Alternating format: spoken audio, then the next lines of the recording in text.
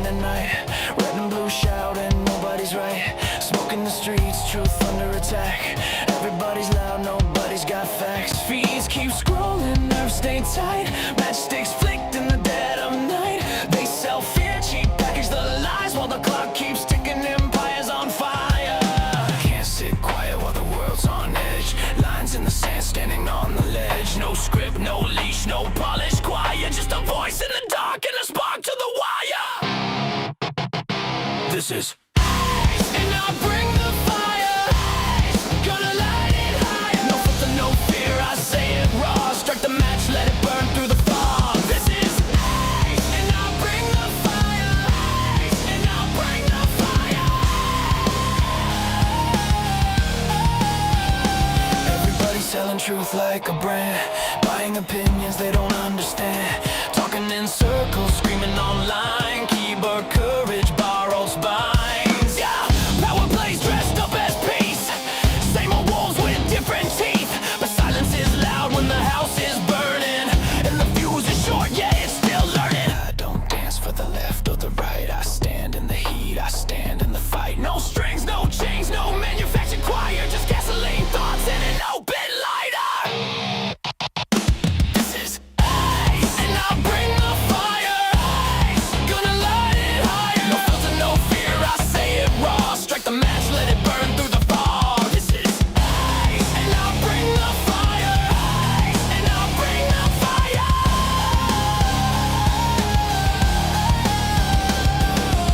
The world's on tilt, pressure climbing. Truth don't whisper, it's perfect timing. You can't cancel the smoke, you can't stop flame. Say my name when it hits, say my name.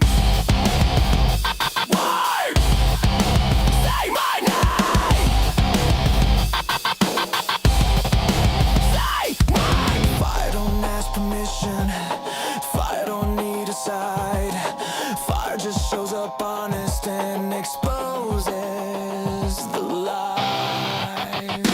This is and I'll bring the fire.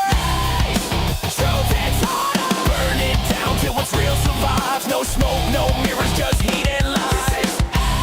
And I'll bring the fire. And I'll bring the fire.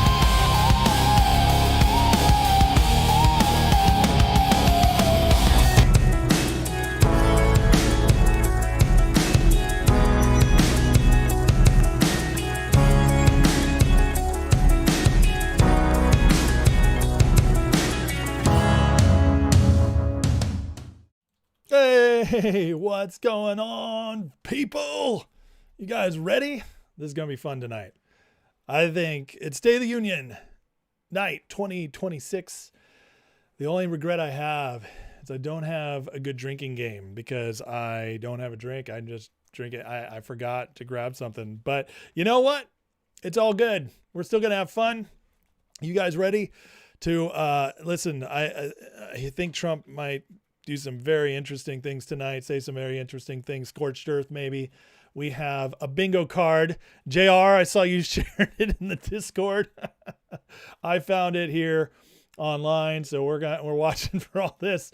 This is shared by the White House. I've loved this White House so much. So we'll be paying attention to this, but hope you guys are doing well tonight. We're getting ready. The show should be starting in about 11 minutes. I will just, I'm going to stream it without interruptions.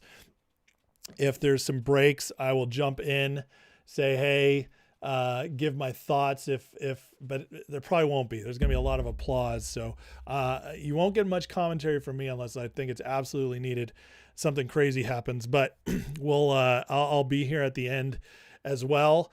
It's expected Trump is going to just, if you guys watched last night's live, you have a good expectation of probably what could come tonight. This is going to be Trump painting the picture of what's been accomplished and giving clues as to what's coming. And after what we've seen the last week, guys, when they've really taken it up a notch on the attacks on him, the attacks on his agenda, I have a full expectation that Trump is going to lay out some very interesting things tonight. So get ready. You guys like the hat? I haven't worn it since election night. So Having fun with it. Let's say hey to the chat. Please hit the like, hit the subscribe. And before we get going here, and if you guys like the hat, be sure to like. So let's say hey to the chat, and then we'll go over this bingo card here. Zigrams, what's up, buddy? Moody Waters in the house. Jack Hamilton, not missing this one. I love it. Frank Anastasio, R. Will. Foundation Preacher, what's up? If Dems bring illegals to State of the Union, Trump should bring ICE. That'd be interesting. US1, what's up? Jasper Reed, the one, what to do? Daniel Frayne with the 5 memberships gifted. Thank you, Daniel Frayne. It's amazing, brother. I appreciate you.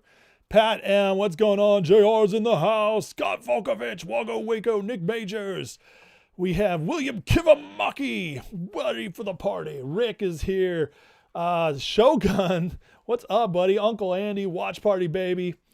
I love it. I can't wait to see who. I always love these big shows because people show up who I haven't seen in a while. Alice Fordham, what's going on? Barbara, what's up? We have Kathy Harris, how you doing? Beathies is here. Backcracker, Peter, watch Timcast, but like me more. Well, thank you so much. Candace Morrison, what's going on? Tammy Grant, what's up? We got, let's see, Mark R. How's it going, buddy?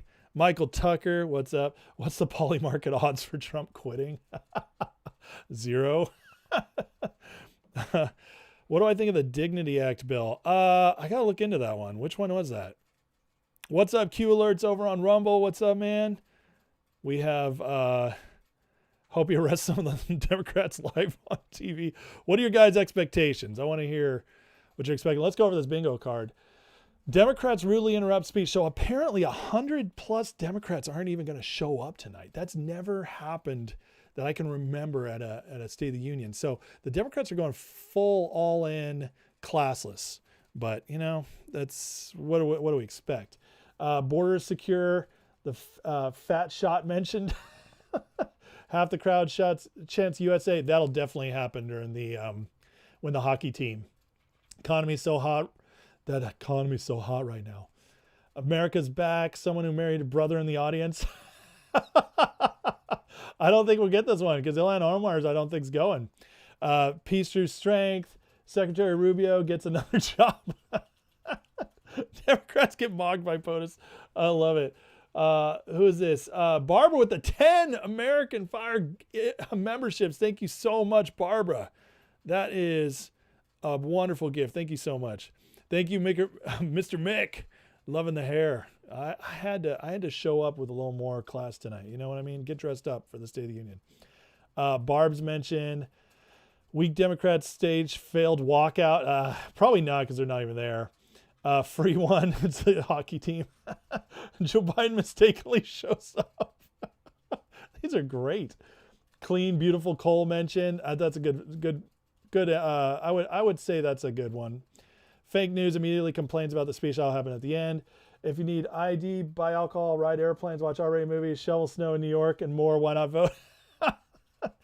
President fist pumps, floated stuns with the best look. Oh, that's definitely, check that one right now. Schumer Jeffries wears sombrero. Democrats stay seated when angel families recognize, says, we were a dead country. Punch the monkey is special guest. These are incredible. Camera pans to member with RBF. And after Olympic hockey loss, Canada becomes the 51st state. So this is great. This is great. Who's going to be playing? Who's in? Because I think there's some good chances for some bingos right here. 73 Democrats officially no-showed. Wow. I heard it was pushing 100. So 73. That's wild. When did I hire POD for the intro song? Not quite. But a friend sent that over, actually. $5 from Tammy Grant. Thank you so much, Tammy, for the super chat. I appreciate it. Very nice of you to support the channel. Thank you guys all for the channel support. You guys are the best. And especially a shout out to my members who have joined on the Patreon, which you can also do in the chat in the description for free for a month. And then if you want to stick around and support the channel, you can do that for $5 a month. That's all I ask for members' lives and access to the Discord. So all right, let's see where we're at here. We still have AI Trump talking over on YouTube. So we will wait until he shows up. It's Trump. So I wouldn't be surprised if he's a few minutes late. The latest thing I saw on Trump or on Newswise was there's a story going around that Thomas Massey's going to sit with the Democrats, which is not surprising. Now he posted that he's sitting with the Republicans, so we'll see which one is true. But if it's very possible Thomas Massey tries to thread the needle by sitting right in the middle and having like Ro Khanna right next to him. We'll see. Thank you guys. Everybody loves my Trump hair tonight. I appreciate it. Yeah, thanks guys. Michael Granite, what's going on? So let's see if what else we might be missing here. Let's do a quick X feed chase down while we're waiting on Trump to show up. Let's look at this. Those planning on watching the State of the Union, Republicans 52%, Independents 27%, Democrats 18%. I mean, doesn't this kind of tell you all you need to know? I don't expect the Democrats to watch, but look at the Independents. The ones who are like supposed to be in the middle. Oh, you could change our minds. We go both ways. We'll make decisions both ways. This just shows you that most independents are actually just Democrats who don't want to be called Democrats. I mean, how could you not want to watch this? I mean, I don't know about you guys. I grew up and the State of the Union was like, my parents had me watching it as a kid. Like we were supposed to sit down and watch this. This was like appointment viewing. I mean, I remember as a child watching Bush Sr. Talk, watching Clinton's State of the Unions, watching Bush 2. I mean, I just grew up. That was what we did as a household. It's so crazy to me, and I get it. I get that some people are just watching Netflix and whatever tonight and don't even know this exists. But I find it wild to me that less than half the country is tuning in. That's absolutely insane to me. Oh, this is awesome. White House posted this. Let's go.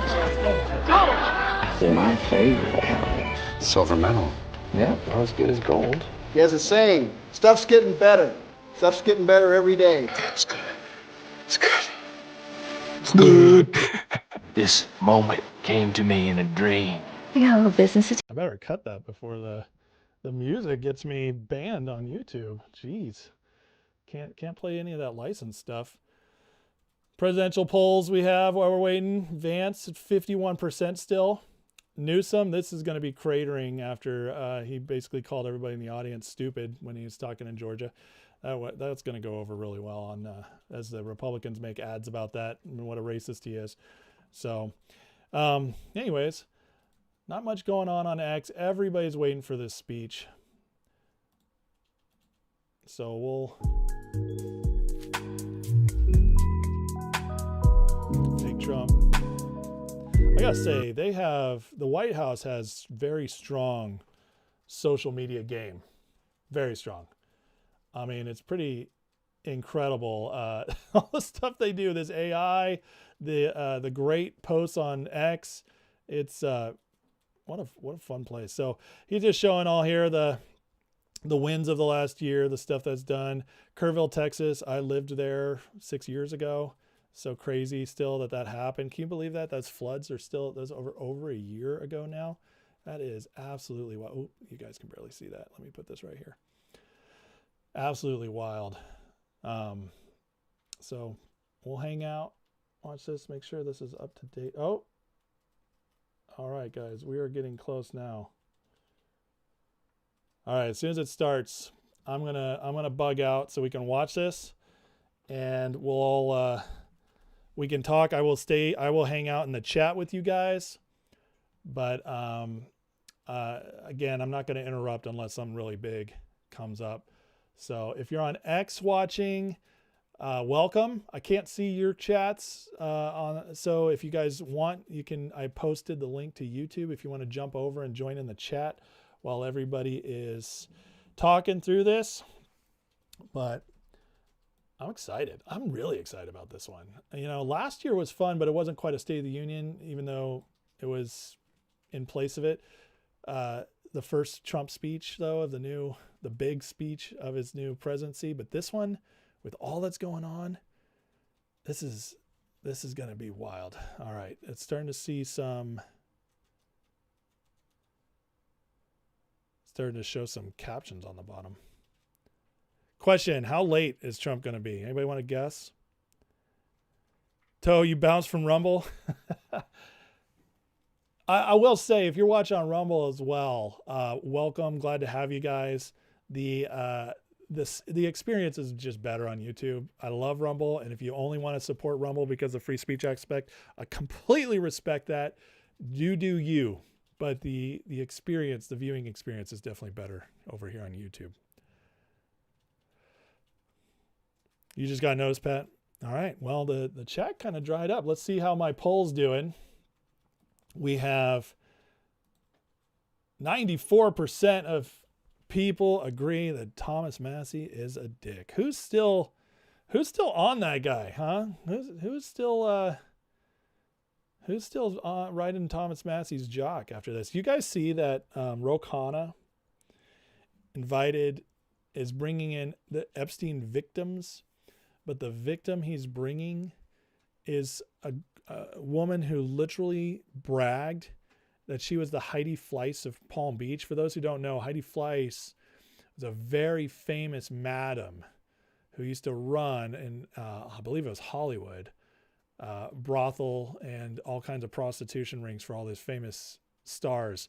And so this woman bragged that she recruited girls for Epstein, that she was a madam, and that's who Ro Khanna has chosen to be his Epstein victim to come with him. So how crazy is that? Is Trump live? Am I missing? No, this is the White House feed. I'll check another YouTube channel to see if it started somewhere else. I don't want to give anybody else the views, though. I want to give it to let's see. Okay, the White House is only showing this. So, oh man, I don't want to do this, but I'm going to have to. Since the White House isn't showing the intro, the walk-in, we'll go to ABC. White House, the Trump family up there in the chamber. You can see We don't have to listen to it. Once Trump starts speaking, I'll switch back to the White House. Okay.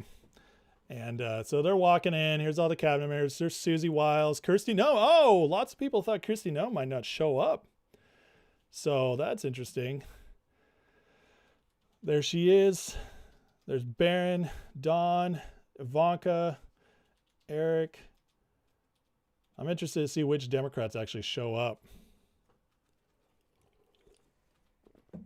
All right. 78 minutes. Is that what you think it's going to be? Oh, let's do that. That's a good poll question. All right. 95% of people agree Thomas Massey's a dick. That's good. That means I can trust my audience. You guys know. Let's see. What should I do? Trump go over 100 minutes.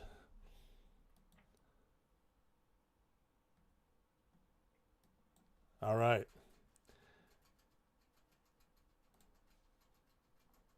One hour and 60 minutes. So there's rumbles that this might be a 2-hour speech. Can you even think that's crazy long? But Trump could do it. I can see it. Robert Fishes, what's up, man? Welcome back. See Human, what's going on? Phil Zill. Wow, what's up? Daniel Frayne, stay the Union watch party. We missed it. I know. What an epic fail on my part that I didn't have it going for the first few minutes. I don't want to listen to ABC's analysis, so we're just watching them walk in. Once Trump comes on, I'll switch to the White House. Oh, look at this. Do they all show up? There's Roberts, Sotomayor, Kavanaugh, Barrett. Is that it? Clarence Thomas and Alito didn't show up? That's interesting. Wow. Are they just that angry at the rest of the court? That's pretty crazy. You wish you had enough money to smile like Don Jr. Get yourself some nice veneers. He does have a nice smile. Give it to him. All right, they call it. So they're still not announcing him yet.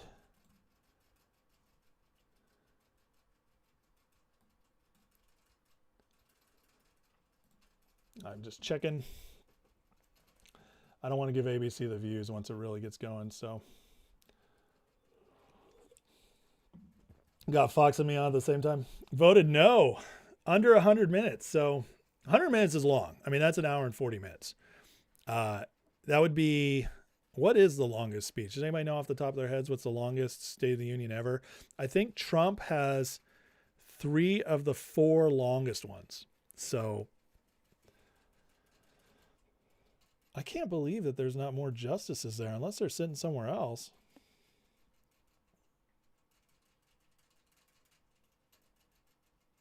I'm excited. You guys feeling excited? This is fun. I love these big night streams. I do. I love these big live events, whether it's this, the other speech he gave, or the election. Are they calling him in finally? We are expected to hear the announcement that the president has arrived for the State of the Union. Mr. Speaker, the President of the United States.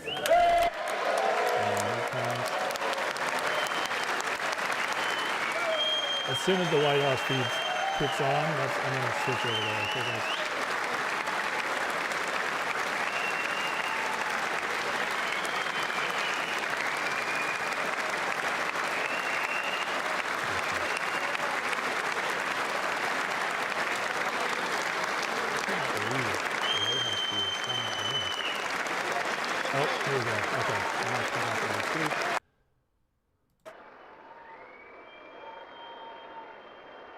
All right, guys, I'm going to let Trump come in, and then I'm going to step out.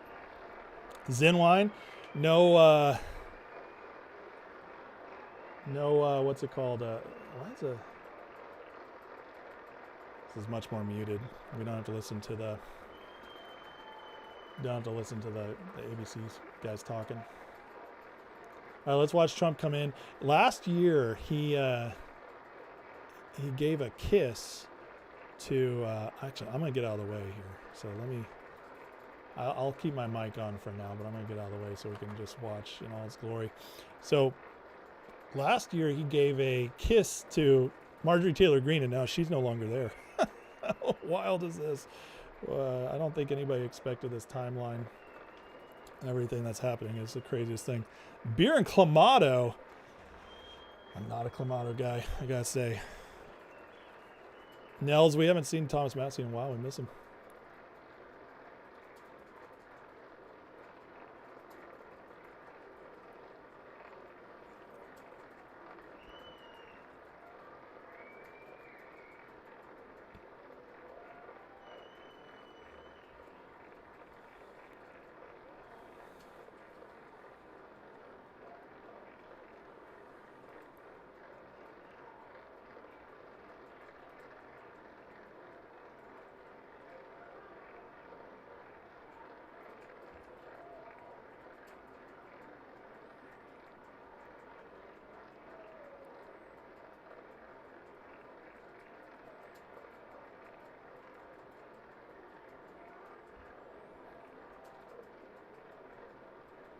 There's Chip Roy.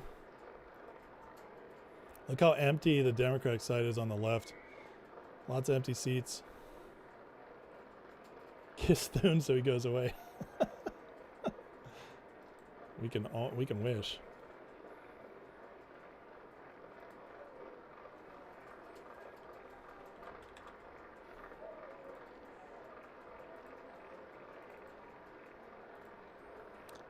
Let's put the bingo card right here.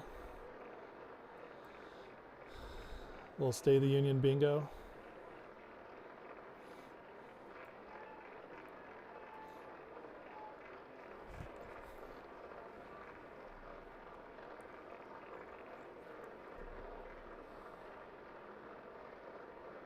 Crazy Lady's Eyes in the Red. What was that? Do the Muppet Show when you're watching opera? The what's it called? The Oh man, what are those guys called? The ones always talking smack.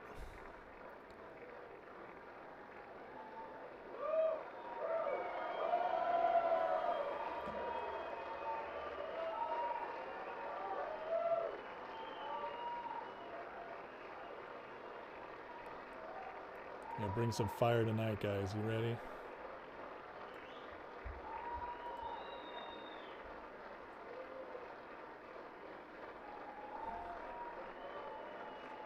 Hopefully the audio picks up once it gets to the mic.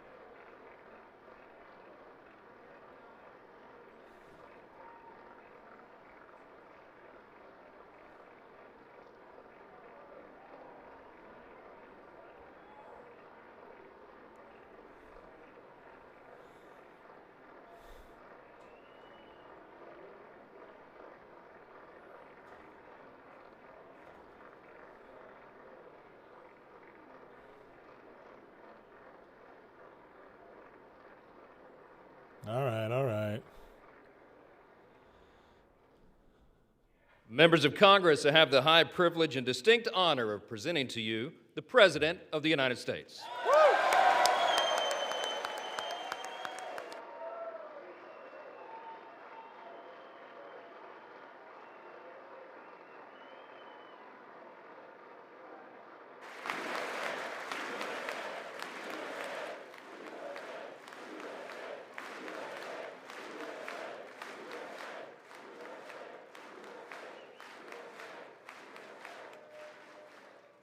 Well, thank you very much, everybody. It's really an honor. Speaker Johnson, Vice President Vance, First Lady of the United States.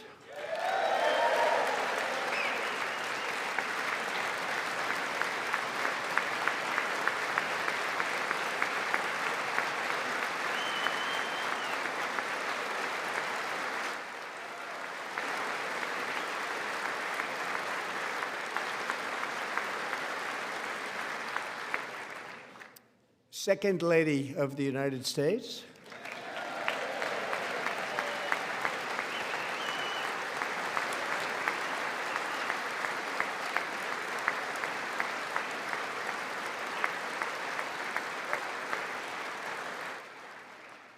Members of Congress and my fellow Americans, our nation is back, bigger, better, richer, and stronger than ever before.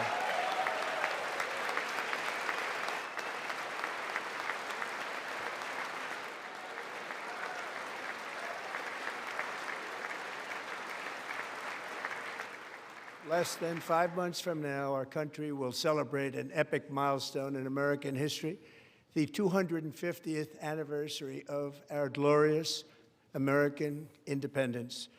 This July 4th, we will mark 2.5 centuries of liberty and triumph, progress and freedom in the most incredible and exceptional nation ever to exist on the face of the earth. And you've seen nothing yet. We're going to do better and better and better. This is the golden age of America.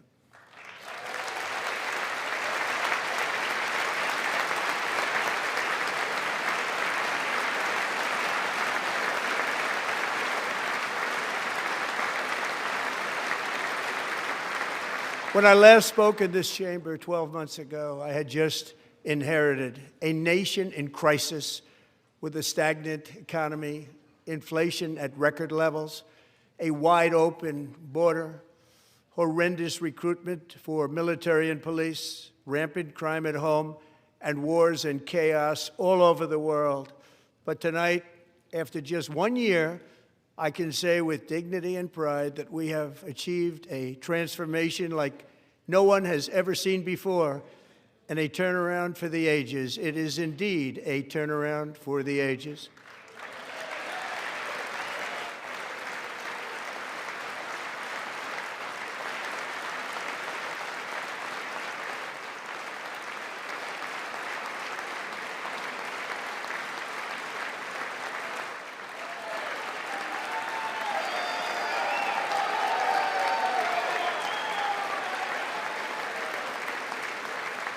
And we will never go back to where we were just a very short time ago. We're not going back.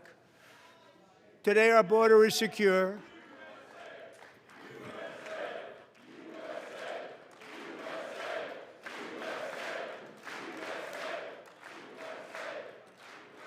Thank you. Today, our border is secure. Our spirit is restored. Inflation is plummeting. Incomes are rising fast. The roaring economy is roaring like never before, and our enemies are scared, our military and police are stacked, and America is respected again, perhaps like never before.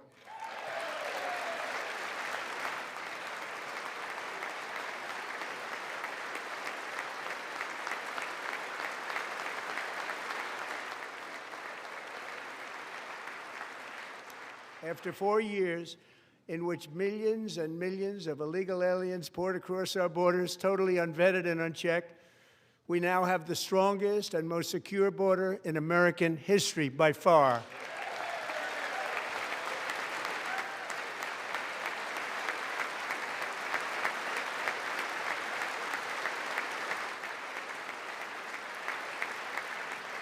In the past 9 months, 0 illegal aliens have been admitted to the United States.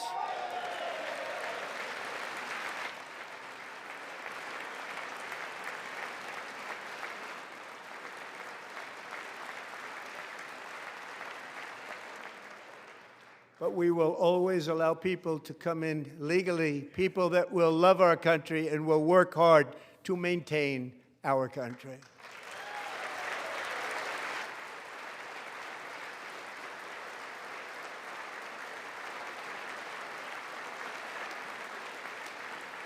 The flow of deadly fentanyl across our border is down by a record 56% in 1 year.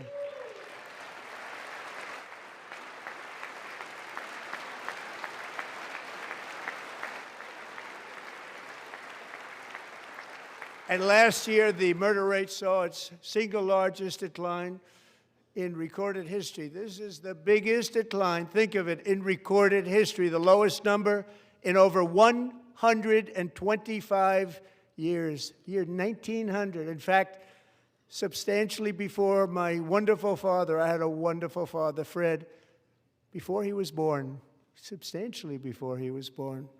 That's a long time ago. He wouldn't like me to say that, but that's a long time ago. The Biden administration and its allies in Congress gave us the worst inflation in the history of our country. But in 12 months, my administration has driven core inflation down to the lowest level in more than 5 years. And in the last 3 months of 2025, it was down to 1.7%.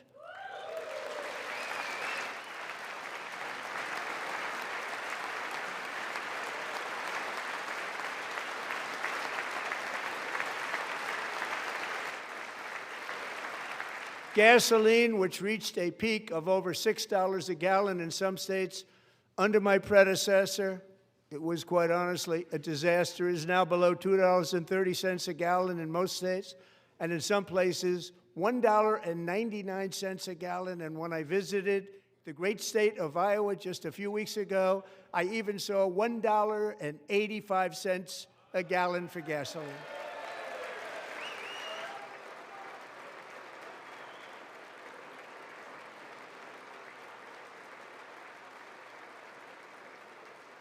Mortgage rates are the lowest in 4 years and falling fast, and the annual cost of a typical new mortgage is down almost $5,000 just since I took office. 1 year.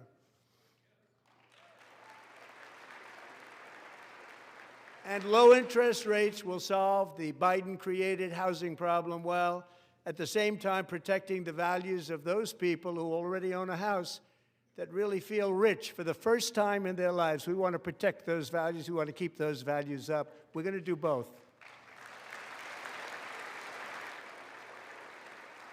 And we are going to keep it that way. The stock market has set 53 all-time record highs since the election. Think of that, 1 year. Boosting pensions, 401ks, and retirement accounts for the millions and millions of Americans. They're all gaining. Everybody's up, way up. In 4 long years, the last administration got less than $1 trillion in new investment in the United States. And when I say less, substantially less. In 12 months, I secured commitments for more than $18 trillion pouring in from all over the globe.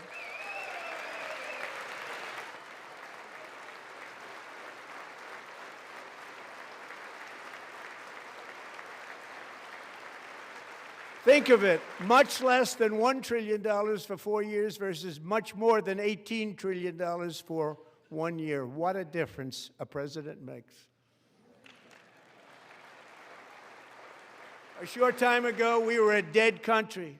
Now we are the hottest country anywhere in the world, the hottest.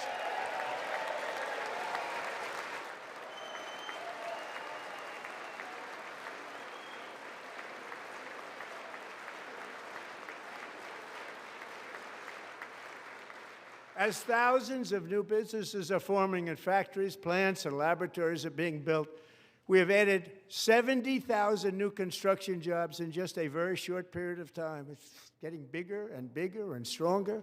Nobody can believe what they're watching. American oil production is up by more than 600,000 barrels a day, and we just received from our new friend and partner, Venezuela, more than 80 million barrels of oil.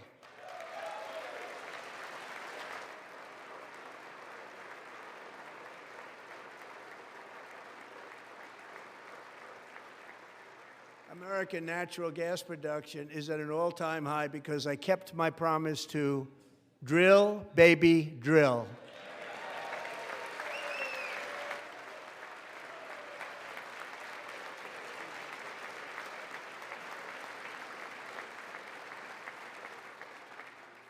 More Americans are working today than at any time in the history of our country. Think about that. Any time in the history of our country, more working today. And 100% of all jobs created under my administration have been in the private sector.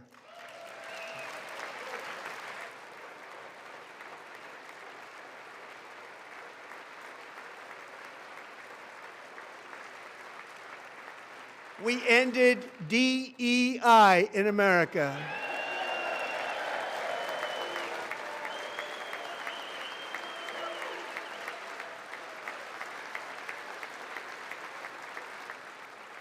We cut a record number of job-killing regulations, and in 1 year, we have lifted 2.4 million Americans, a record, off of food stamps.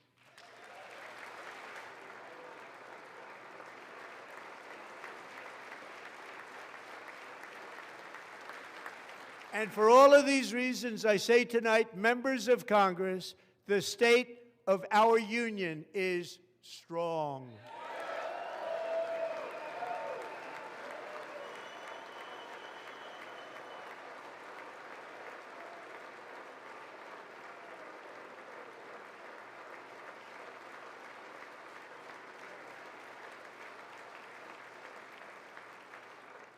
Our country is winning again. In fact, we're winning so much that we really don't know what to do about it. People are asking me, please, please, please, Mr. President, we're winning too much. We can't take it anymore. We're not used to winning in our country. Until you came along, we're just always losing, but now we're winning too much. And I say, no, no, no, you're going to win again. You're going to win big. You're going to win bigger than ever. And to prove that point, here with us tonight is a group of winners who just made the entire nation proud. The men's gold medal Olympic hockey team. Come on in.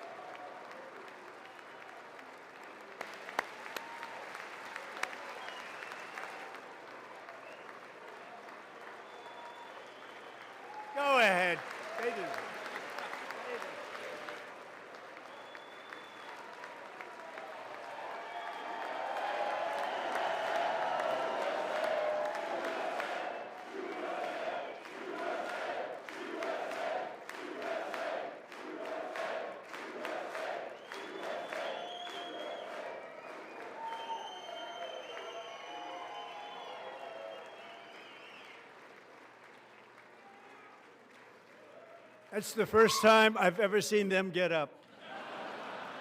And actually, not all of them did get up. But they beat a fantastic Canadian team in overtime, as everybody saw, as did the American women who will soon be coming to the White House.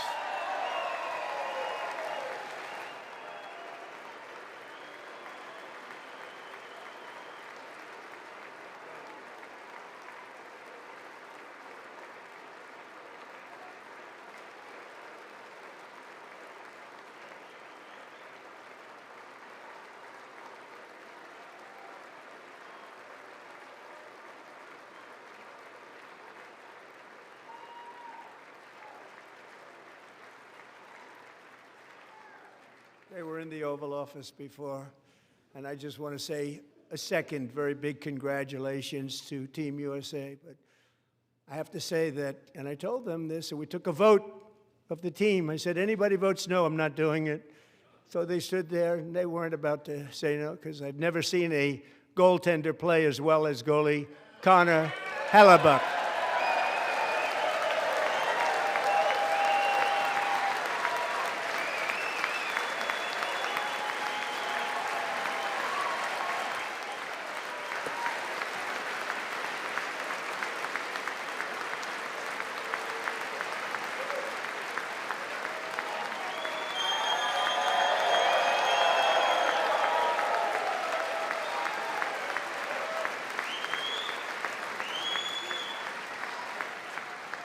Think of it, 46 shots on goal, and I asked him, the one shot, the one where you put your stick in the back and it hit the neck of your stick and bounced off, do you practice that, or was that a little lucky? He refused to answer that question. But I just want to tell you that the members of this great hockey squad will be very happy to hear, based on their vote and my vote, and in this case my vote was more important, that I will soon be presenting Connor with our highest civilian honor, which we will be given and which has been given to many athletes over the years. But when I say many, not too many, like 12, it's called the highest civilian honor in our country, the Presidential Medal of Freedom.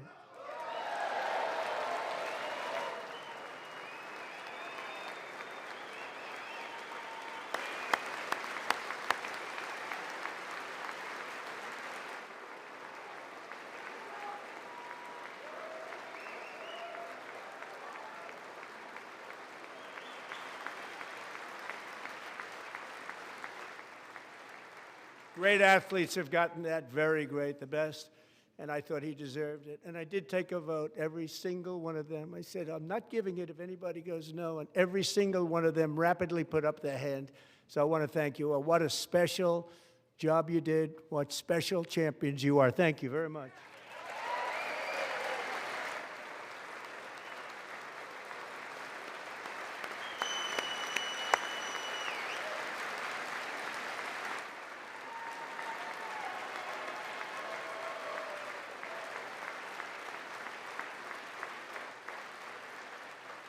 I'm also pleased to say that the next time the Olympic torch is lit, it will be here in America for the 2028 Olympics, and it's the summer version right in Los Angeles. We're going to do a good job in Los Angeles.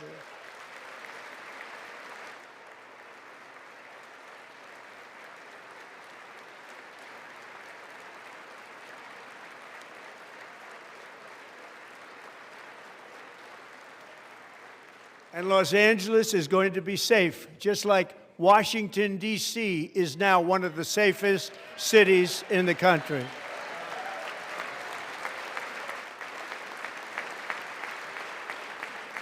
And this year, and I must say I got them both.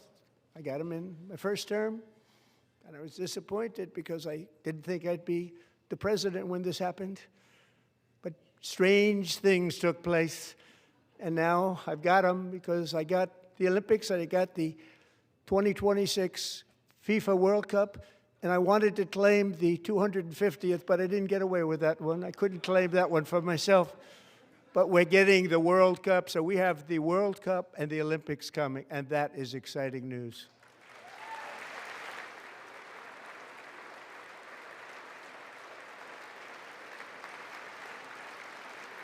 So this will be a year to celebrate our country and the heroes who have kept it free. Men like Buddy Taggart. At age 17, Buddy volunteered to defend America in World War II, serving in the Pacific under the great General Douglas MacArthur. He fought bravely in the famous Battle of Manila, worked so hard. He was badly wounded and almost killed by enemy machine guns in Luzon. And 81 years ago this month, he liberated the largest internment camp in the Philippines, one of the largest anywhere in the world. But he earned many honors, including a Purple Heart and a Bronze Star, came home, started a family, and tonight he is in the gallery looking forward to July 4th, 2026, his 100th birthday.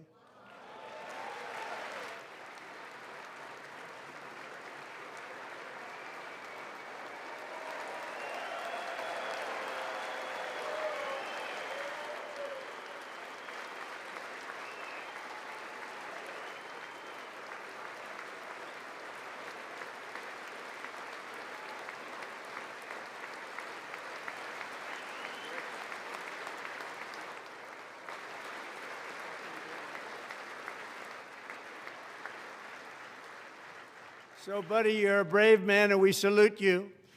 Even in times of challenge, setback, and immense heartache, the spirit of 1776 has always shone through very brightly. It was July 4th of last year when floodwaters tore through a girls' summer camp in Central Texas, one of the worst things I've ever seen. I was there, rising 26 feet in the matter of minutes, tragically claiming many, many lives. You all remember that one. As the waters threatened to sweep her away, 11-year-old Millie Kate McClelland closed her eyes and prayed to God. She thought she was going to die. Those prayers were answered when Coast Guard rescue swimmer Scott Ruskin descended from a helicopter above. Nobody knew where he came from. It was Scott's first ever rescue mission, a young guy, but very brave, very, very top, always top in his class. And he lifted not just Millie Kate, but 164 others to safety.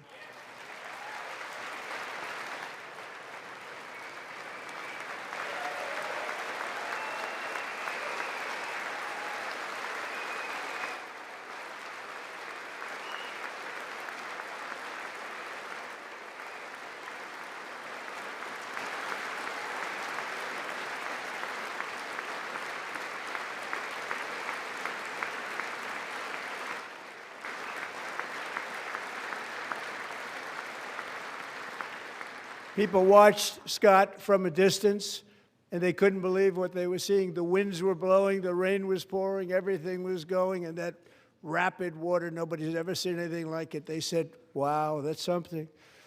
Tonight, Scott and Millie Kate are here together, reunited for the very first time. Thank you, Scott, Millie Kate.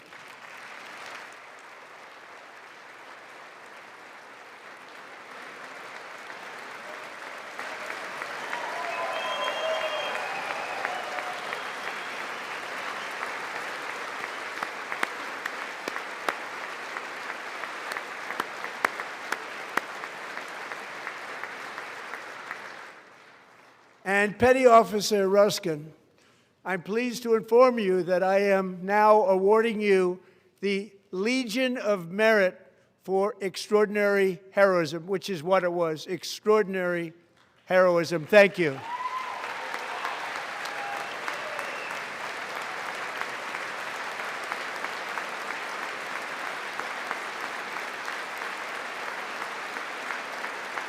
And I'd like to have the military aide to please come down and take care of the service. Military aide, thank you very much. Take care of that very important service. Thank you very much. From 1776 to today, every generation of Americans has stepped forward to defend life, liberty, and the pursuit of happiness. And they're really doing it for the next generation.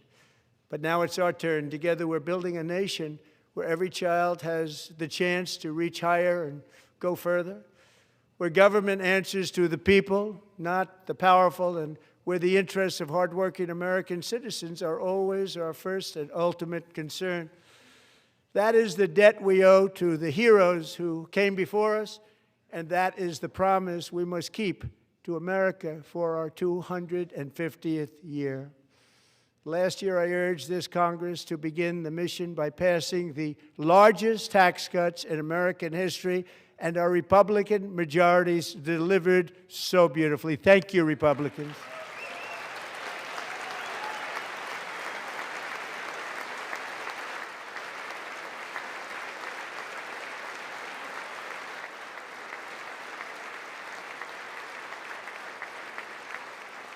All Democrats, every single one of them, voted against these really important and very necessary massive tax cuts.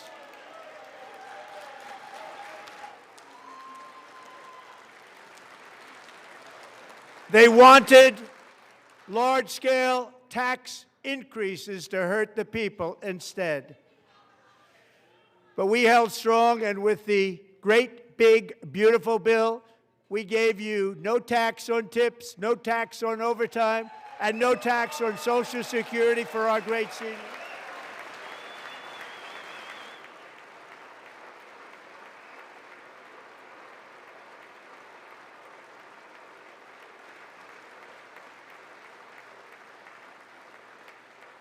And we also made interest on auto loans tax deductible the first time, but only if the car is made in America.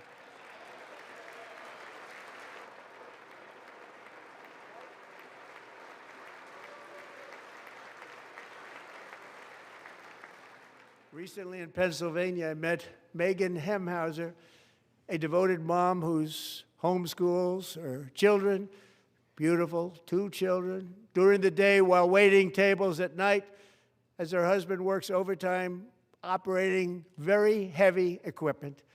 Megan is here this evening, and she's happy to tell you that she is so much richer because with no tax on tips, no tax on overtime, and our expanded child tax credit done again by Republicans, Megan and her husband will take home more than $5,000 extra just for the year, cutting her tax bill in more than half.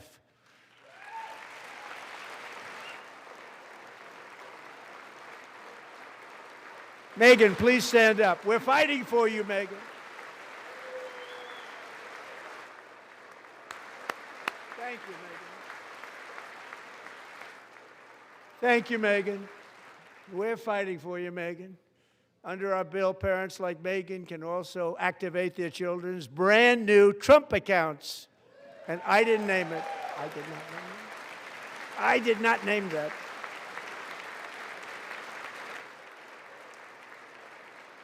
Nobody believes me, but I did not name it. It was named by a very tall man sitting right there in the third row.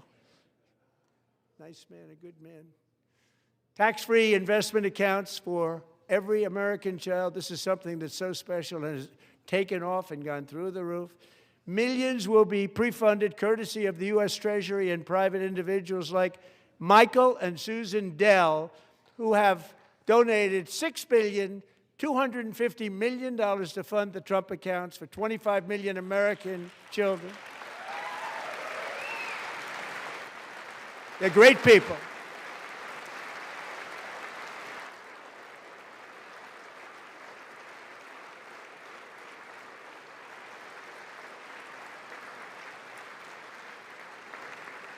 You know, I asked Michael Dell, how do you make all that money? He said, well, I just sat on my dorm in school, and I made computers, and I'd sell them to people.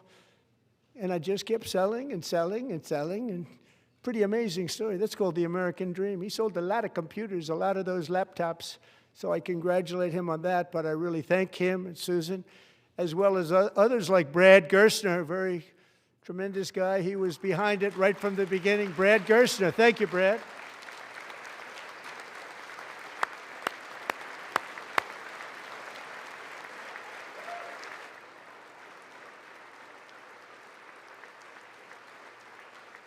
So with modest additional contributions, these young people's accounts could grow to over $100,000 or more by the time they turn 18. Think of it, how much money is that for somebody that started with nothing? Over 100,000, could be much more than that. To make this investment in our children's future, go to trumpaccounts.gov, trumpaccounts.gov. And a lot of people are doing it. It's setting every record in the book. It's popular. They knew what it was going to take. I'm so proud of them. I'm so proud of the people that got it started. And now it's just taken off. One of the primary reasons for our country's stunning economic turnaround, the biggest in history, where the Dow Jones broke 50,000 4 years ahead of schedule, and the S&P hit 7,000, where it wasn't supposed to do it for many years, were tariffs. I used these tariffs, took in hundreds of billions of dollars to make great deals for our country, both economically and on a national security basis. Everything was working well. Countries that were ripping us off for decades are now paying us hundreds of billions of dollars. They were ripping us so badly, you all know that. Everybody knows it. Even the Democrats know it. They just don't want to say it. And yet these countries are now happy, and so are we. We made deals. The deals are all done. And they're happy. They're not making money like they used to, but we're making a lot of money. There was no inflation, tremendous growth. And the big story was how Donald Trump called the economy correctly, and 22 Nobel Prize winners in economics didn't. They got it totally wrong. They got it really wrong. And then just 4 days ago, an unfortunate ruling from the United States Supreme Court. It just came down. It came down. Very unfortunate ruling. But the good news is that almost all countries and corporations want to keep the deal that they already made, right, Scott? Knowing that the legal power that I, as president, have to make a new deal could be far worse for them, and therefore they will continue to work along the same successful path that we had negotiated before the Supreme Court's unfortunate involvement. So despite the disappointing ruling, these powerful, country-saving, it's saving our country, the kind of money we're taking in, peace-protecting. Many of the wars I settled was because of the threat of tariffs. I wouldn't have been able to settle them without. Will remain in place under fully approved and tested alternative legal statutes. And they have been tested for a long time. They're a little more complex, but they're actually probably better, leading to a solution that will be even stronger than before. Congressional action will not be necessary. It's already time-tested and approved. And as time goes by, I believe the tariffs paid for by foreign countries will, like in the past, substantially replace the modern-day system of income tax, taking a great financial burden off the people that I love.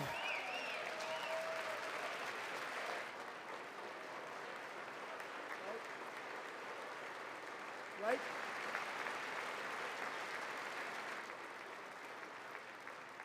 Moving forward, factories, jobs, investment, and trillions of dollars will continue pouring into the United States of America because we finally have a president who puts America first. I put America first. I love America.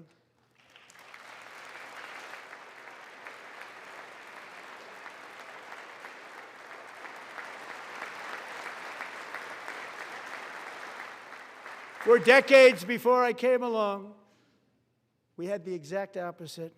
From trade to healthcare, from energy to immigration, everything was stolen and rigged in order to drain the wealth out of the productive, hardworking people who make our country great, who make our country run. Under Biden and his corrupt partners in Congress and beyond, it reached a breaking point with the Green New scam, open borders for everyone. They poured in by the millions and millions from prisons, from mental institutions. They were murderers, 11,888 murders. They came into our country. You allowed that to happen. And record-setting inflation that cost the typical family $34,000 in just a speck of time. Now the same people in this chamber who voted for those disasters suddenly used the word affordability, a word, they just used it. Somebody gave it to them, knowing full well that they caused and created the increased prices that all of our citizens had to endure. You caused that problem. You caused that problem.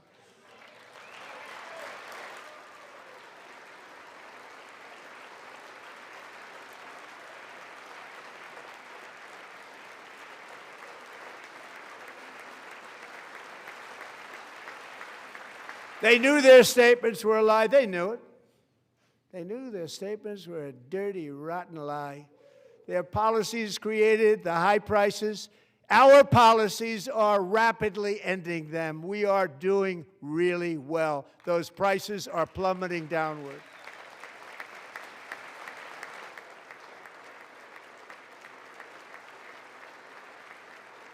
The price of eggs is down 60%, Madam Secretary. Thank you.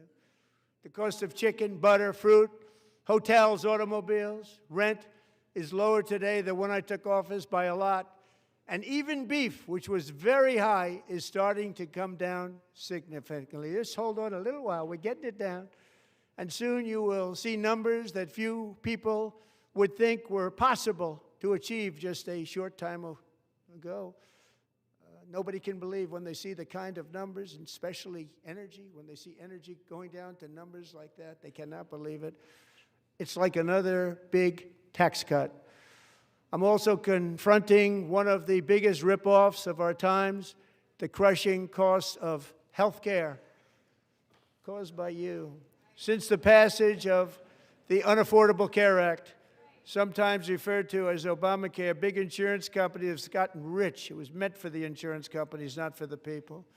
With our government giving them hundreds and hundreds of billions of dollars a year as their stock prices soared 1,000, 1,200, 1,400, and even 1,700%, like nothing else. That's why I introduced the great health care plan. I want to stop all payments to big insurance companies and instead give that money directly to the people so they can buy their own health care, which will be better health care at a much lower cost.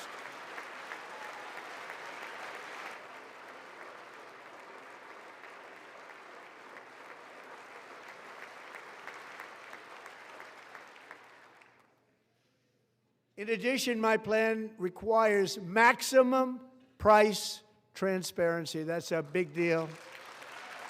Sounds so simple, so big. And I did that in my first term, and the Democrats immediately terminated it with full knowledge that they were doing a very bad thing for the people. Costs were going to go way up, and that's what happened, and now I'm bringing them way down on health care and everything else. I'm also ending the wildly inflated cost of prescription drugs like has never happened before.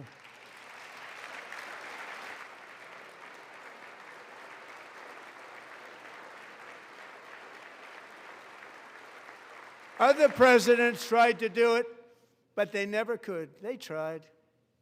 Most didn't try, actually. But they tried. They said they tried. They couldn't do it. They didn't even come close. They were all talk and no action, but I got it done. Under my just enacted most favored nation agreements, Americans who have for decades paid by far the highest prices of any nation anywhere in the world for prescription drugs will now pay the lowest price anywhere in the world for drugs. Anywhere, the lowest price.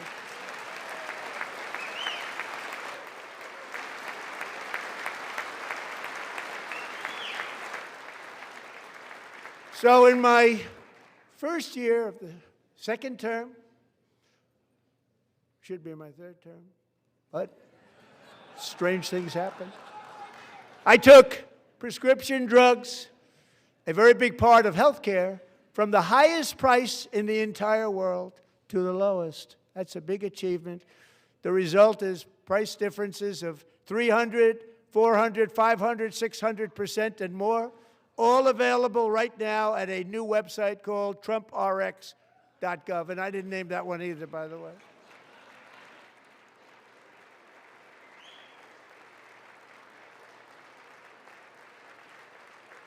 And here tonight is the very first customer ever to get that big discount, and it is big, Catherine Rayner. For 5 years, she and her husband have struggled with infertility, and they turned to IVF. One drug has been costing Catherine $4,000 to purchase.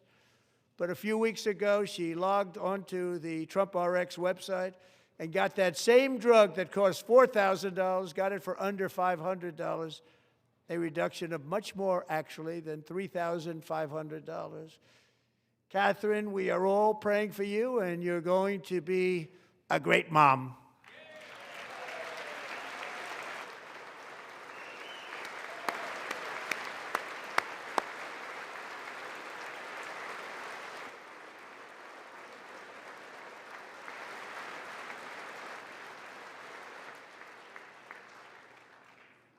So now I'm calling on Congress to codify my most favored nation program into law. Now, the one thing, I'm not sure it matters because it's going to be very hard for somebody that comes along after me to say, let's raise drug prices by 700 or 800%. But John and Mike, if you don't mind, codify it anyway. They may do it. Codify it anyway. Thank you. Many Americans are also concerned that energy demand from AI data centers could unfairly drive up their electric utility bills. Tonight, I'm pleased to announce that I have negotiated the new Ratepayer Protection Pledge. You know what that is? We're telling the major tech companies that they have the obligation to provide for their own power needs. They can build their own power plants as part of their factory so that no one's prices will go up. And in many cases, prices of electricity will go down for the community, and very substantially down. This is a unique strategy never used in this country before. We have an old grid. It could never handle the kind of numbers, the amount of electricity that's needed. So I'm telling them they can build their own plant. They're going to produce their own electricity. It will ensure the company's ability to get electricity while at the same time lowering prices of electricity for you, and could be very substantial for all of you cities and towns. You're going to see some good things happen over the next number of years. Another pillar of the American dream that has been under attack is home ownership. With us tonight is Rachel Wiggins, a mom of 2 from Houston. She placed bids on 20 homes and lost all of those bids to gigantic investment firms that bypassed inspection, paid all cash, and turned those houses into rentals, stealing away her American dream. She was devastated. Stories like this are why last month I signed executive order to ban large Wall Street investment firms from buying up in the thousands single-family homes.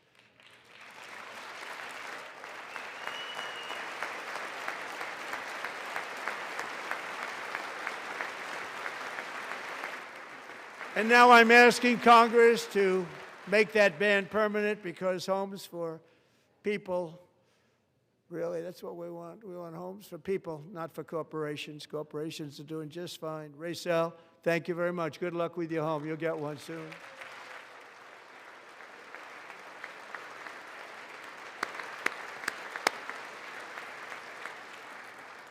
We're also working to make it easier for Americans to save for retirement. And under this administration, we will always protect Social Security and Medicare. They are not protecting it for our seniors. We will always protect Social Security, Medicare, Medicaid.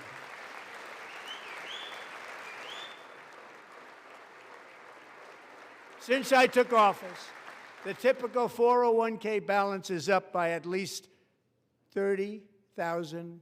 That's a lot of money. We have millions and millions of people, because the stock market has done so well, setting all those records. Your 401ks are way up. Yet half of all of working Americans still do not have access to a retirement plan with matching contributions from an employer. To remedy this gross disparity, I'm announcing that next year my administration will give these often forgotten American workers, great people, the people that built our country, access to the same type of retirement plan offered to every federal worker. We will match your contribution with up to $1,000 each year. As we ensure that all Americans can profit from a rising stock market, let's also ensure that members of Congress cannot corruptly profit from using insider information.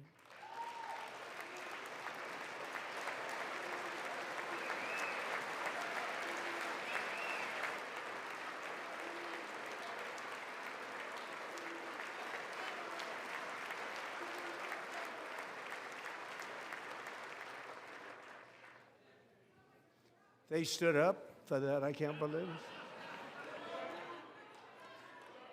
I can't believe it. Did Nancy Pelosi stand up if she's here? Doubt it. Pass the Stop Insider Trading Act without delay.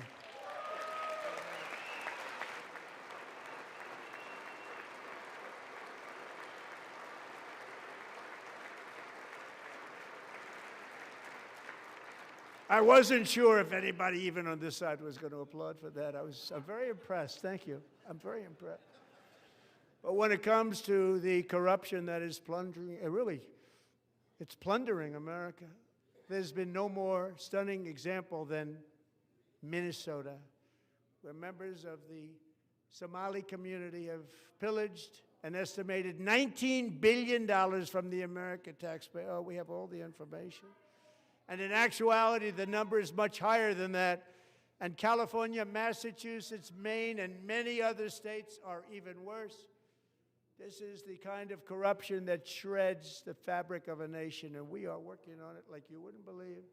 So tonight, although started 4 months ago, I am officially announcing the war on fraud to be led by our great Vice President, J.D. Vance.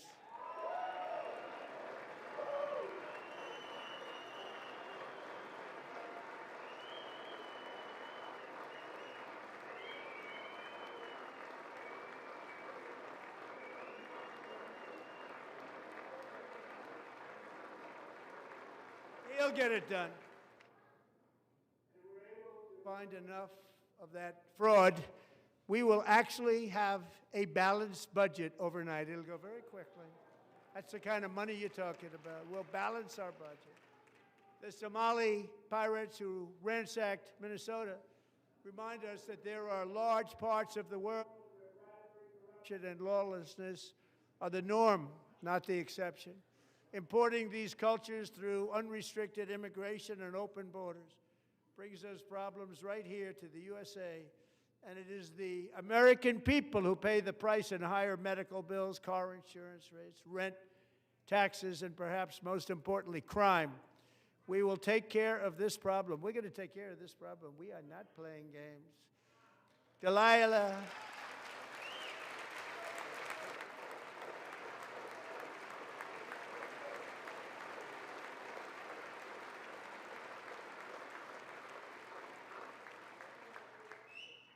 Delilah Coleman was only 5 years old in June 2024 when an 18-wheel tractor trailer plowed into her stopped car traveling at 60 miles an hour or more.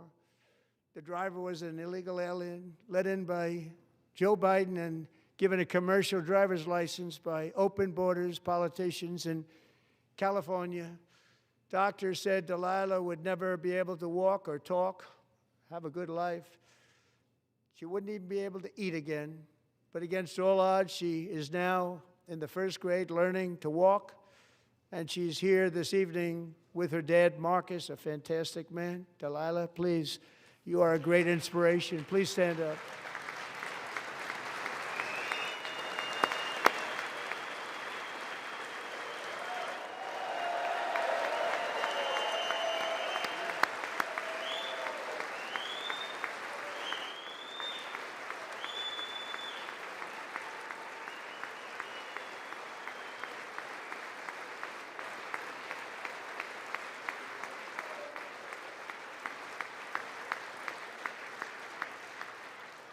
Thank you, Delilah. Many, if not most, illegal aliens do not speak English and cannot read even the most basic road signs as to direction, speed, danger, or location. That's why tonight I'm calling on Congress to pass what we will call the Delilah Law, barring any state from granting commercial driver's licenses to illegal aliens.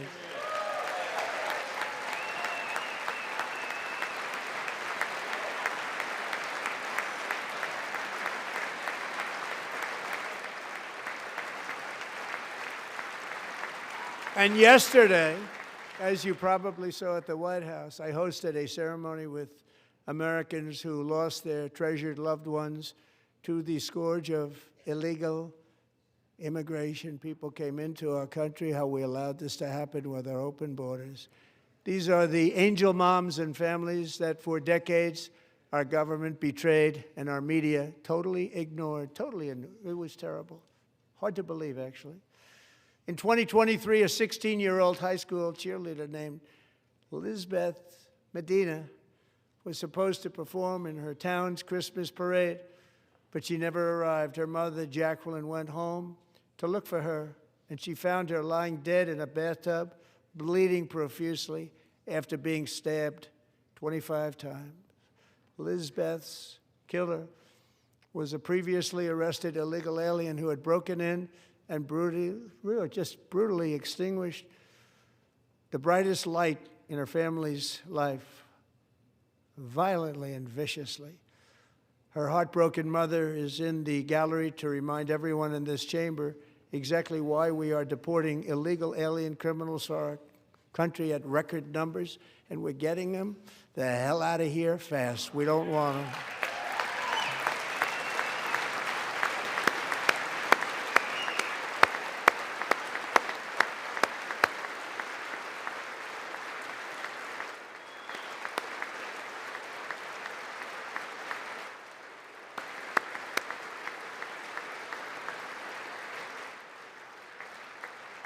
Thank you very much, Jacqueline. Thank you. We can never forget that many in this room not only allowed the border invasion to happen before I got involved, but indeed they would do it all over again if they ever had the chance. If they ever got elected, they would open up those borders to some of the worst criminals anywhere in the world. The only thing standing between Americans and a wide open border right now is President Donald J. Trump and our great Republican patriots in Congress. Thank you. Thank you.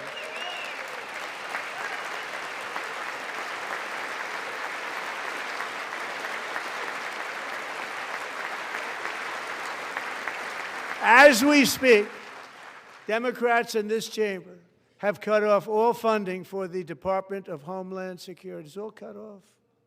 It's all cut off. They have instituted another Democrat shutdown, the first one costing us 2 points on GDP. 2 points we lost on GDP, which probably made them quite happy, actually. Now they have closed the agency responsible for protecting Americans from terrorists and murderers. Tonight I'm demanding the full and immediate restoration of all funding for the border security, homeland security of the United States, and also for helping people clean up their snow. We have no money because of the Democrats, and it would be nice. We'd love to give you a hand at cleaning it up, but you gave no money. Nobody's getting paid. It's a shame. So you have to think about it. We have, in case you didn't know, a pretty large snowstorm out there. One of the great things about the State of the Union is how it gives Americans the chance to see clearly what their representatives really believe. So tonight I'm inviting every legislator to join with my administration in reaffirming a fundamental principle. If you agree with this statement, then stand up and show your support. The first duty of the American government is to protect American citizens, not illegal aliens.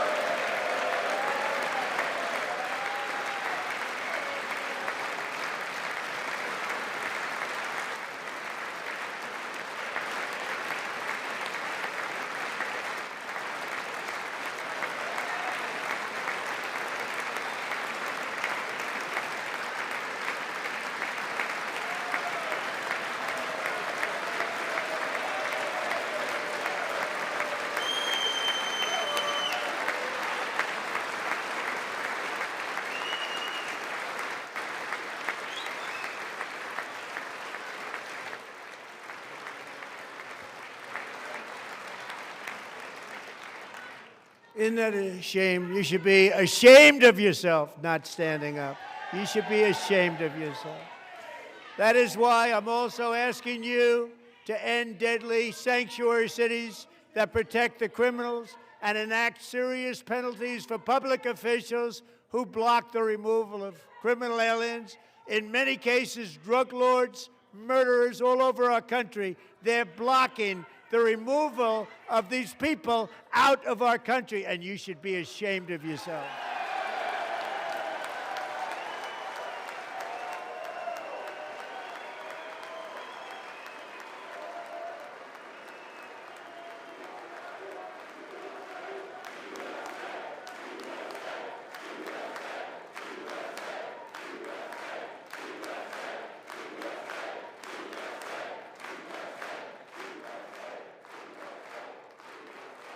And perhaps most importantly, I'm asking you to approve the Save America Act.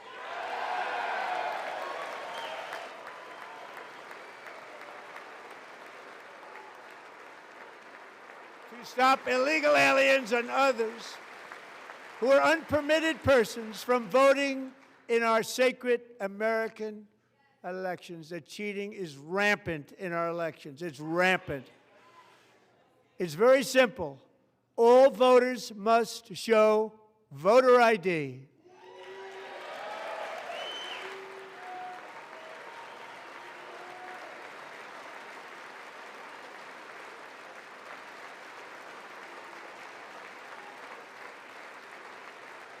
All voters must show proof of citizenship in order to vote.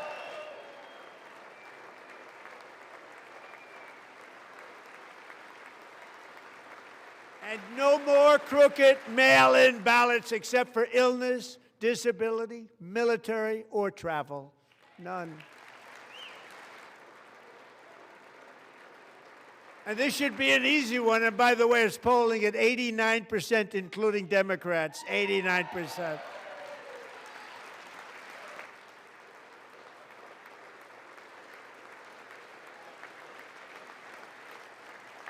And even the new communist mayor of New York City, I think he's a nice guy, actually. Speak to him a lot. Bad policy, but nice guy. Just said they want people to shovel snow. They got hit hard. Wants them to shovel snow, but if you apply for that job, you need to show 2 original forms of ID and a Social Security card. Yet they don't want identification for the greatest privilege of them all, voting in America. No, it's no good. No good. Both Republicans and Democrats overwhelmingly agree on the policy that we just enunciated. And Congress should unite and enact this common sense, country-saving legislation right now, and it should be before anything else happens.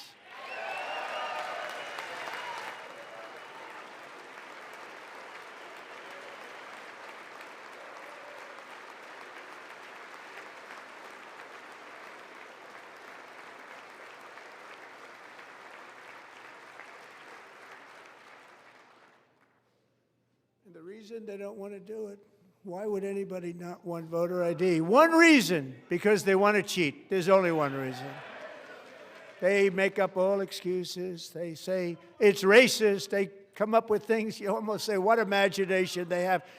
They want to cheat. They have cheated. And their policy is so bad that the only way they can get elected is to cheat. And we're going to stop it. We have to stop it, John.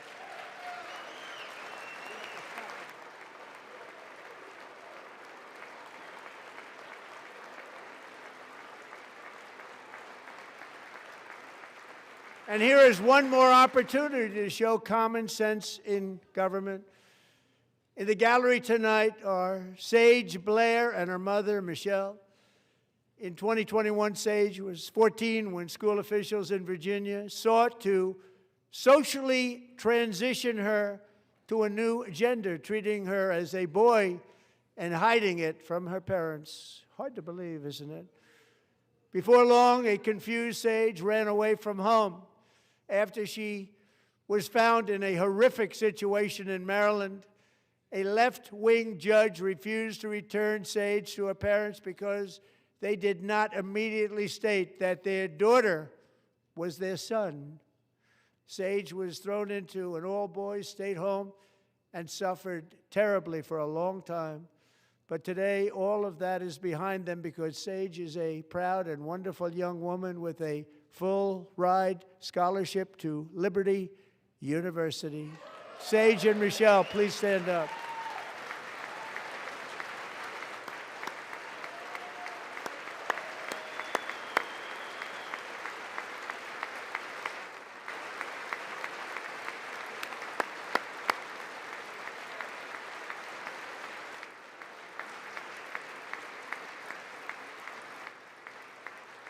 And thank you for your great bravery. And who can believe that we're even speaking about things like this? 15 years ago, if somebody was up here and said that, they'd say, what's wrong with him? But now we have to say it because it's going on all over numerous states without even telling the parents. But surely we can all agree no state can be allowed to rip children from their parents' arms and transition them to a new gender against the parents' will. Who would believe that we're even talking about this? We must ban it, and we must ban it immediately.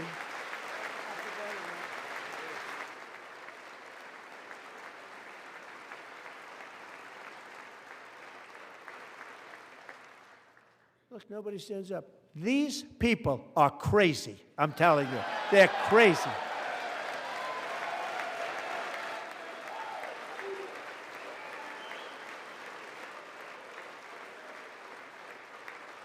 Amazing, incredible. Boy, oh boy. We're lucky we have a country. With people like this, Democrats are destroying our country, but we've stopped it just in the nick of time, didn't we? Huh?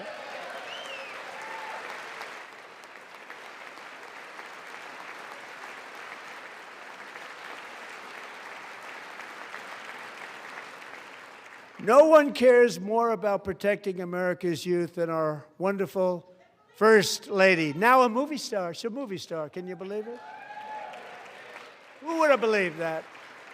Over the past year, she has had an incredible impact championing AI legislation, advancing a landmark executive order on foster care, and helping secure $30 million to launch the Melania Trump Foster Youth to Independence Initiative. It's a tremendous, really a tremendous thing that happened and had a lot of bipartisan support.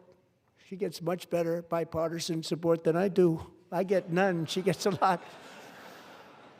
Someday you're going to have to tell me how you did that. And students and educators in every state have joined the First Lady's efforts in the presidential AI challenge, keeping America's next generation positioned to succeed and strongly succeed in the future. Tonight, we welcome two young people whose lives reflect the First Lady's impact, Sierra Burns and Everest Nevermont. Thank you both, and Melania, thank you. I know how hard you worked on it. Thank you very much.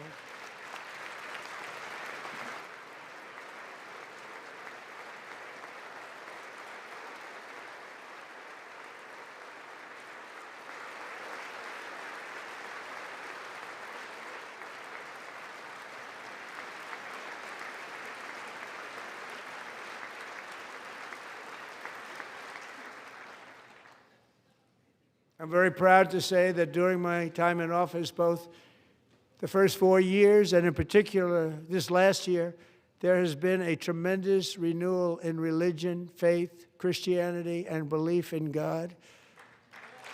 Tremendous renewal.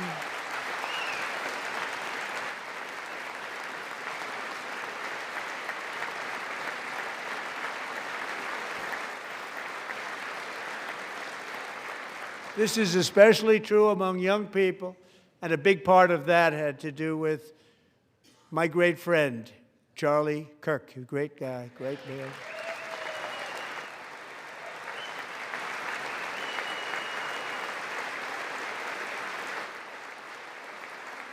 So last year, Charlie was violently murdered by an assassin and martyred, really martyred for his beliefs. His wonderful wife, Erica, is with us tonight. Erica, please stand.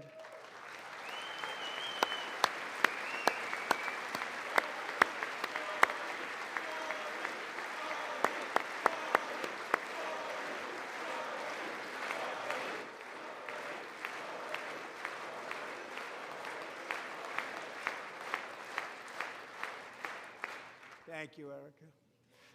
Been through a lot. In Charlie's memory, we must all come together to reaffirm that America is one nation under God, and we must totally reject political violence of any kind.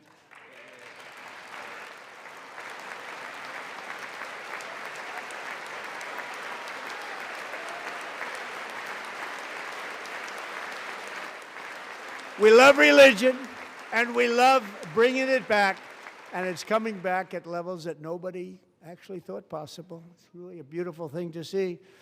Above all, unleashing America's promise requires keeping our communities safe.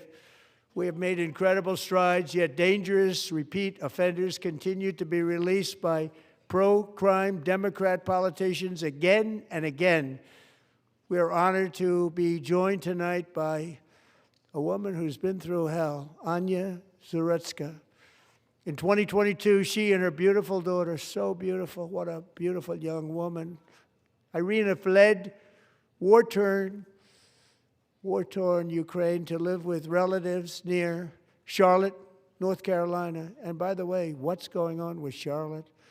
Last summer, 23-year-old Irina was riding home on the train when a deranged monster who had been arrested over a dozen times and was released through no cash bail, stood up and viciously slashed a knife through her neck and body. No one will ever forget. There were people on that train. No one will ever forget the expression of terror on Irina's face as she looked up at her attacker in the last seconds of her life. She died instantly.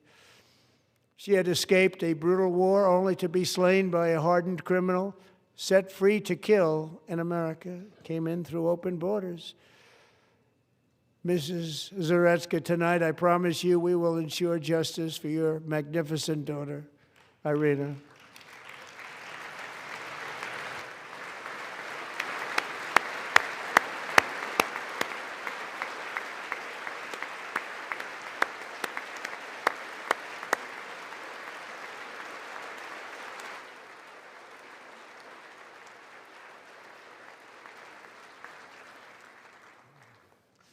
How do you not stand? How do you not stand? I'm asking this Congress to pass tough legislation to ensure that violent and dangerous repeat offenders are put behind bars, and importantly, that they stay there.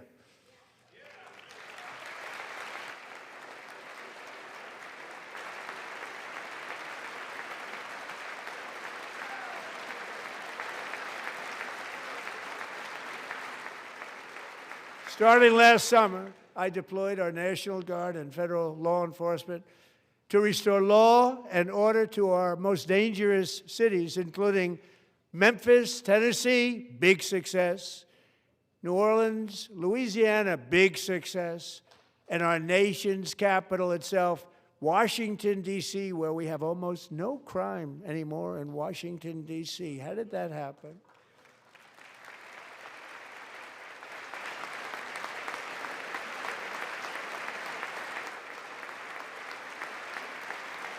In fact, crime in Washington is now at the lowest level ever recorded, and murders in D.C. this January were down close to 100% from a year ago.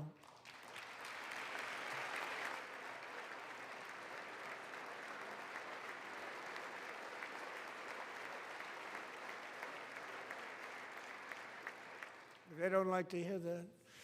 One of sick people, one of the brave service members who helped achieve this stunning turnaround was 20-year-old West Virginia Army National Guard Specialist Sarah Beckstrom. After a 4-month deployment, she voluntarily extended her service, and her rank was going to be lifted. She was doing so well. They were so proud of her. But the very next day, she was on patrol near the White House when she was ambushed and shot in the head by a terrorist monster from Afghanistan. Shouldn't have been in our country. And all because she wore the uniform of our nation, she was shot. He traveled here because he didn't like people wearing our uniform. He was sick and deranged, shouldn't have been in our country. Sarah Beckstrom died in order to defend our capital, and we are honored to be joined by her wonderful parents, Gary and Evalie. Your daughter was a true American patriot, and she will be greatly missed. She was a great person. I saw reports on her. They've never seen anything like it.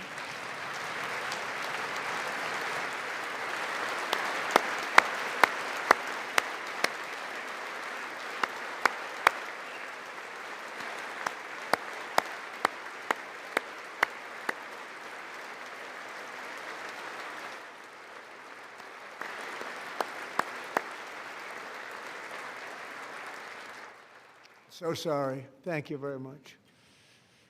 She's a great young lady. I saw reports that were like, perfect. She was perfect. Serving alongside Sarah that day was Staff Sergeant Andrew Wolf. The terrorist shot Andrew in the head, and no one thought he could possibly make it. The two of them, Sarah and Andrew, both shot violently in the head. Neither was expected to make it.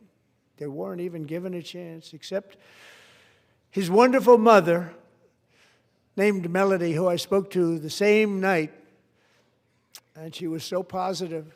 The doctors thought that Andrew was gone, but his mother said, no, no, Mr. President, Andrew will be fine. He's going to make it. I've never seen anything like it. I mean, he was given almost no chance. She said, I have no doubt, sir, he's going to be okay. This was a conversation that I had with her that night, with her son laying helplessly in bed, blood all over. Everybody is praying, she said, sir, he will be okay. The doctors didn't understand what she was saying, and after looking at the results of the damage done, neither did I. She was so strong and conclusive that even Andrew's great father felt she didn't really understand the gravity of the situation.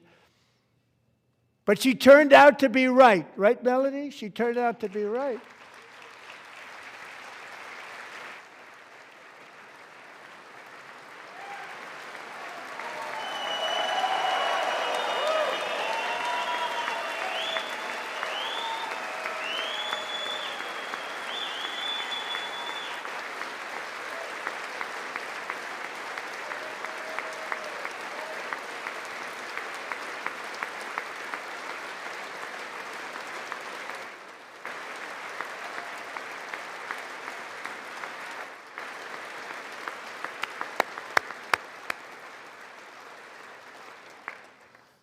Amazing, actually. I said, where does this woman come from? She's the most positive person I've ever met. With God's help, Andrew has battled back from the edge of death, and we're talking about the edge of death, on his way to a miraculous recovery. He's got a little work to do, but he's doing great. Nice to see you. He's a good-looking guy. Nice to see you. Thanks, Andrew. Thank you very much.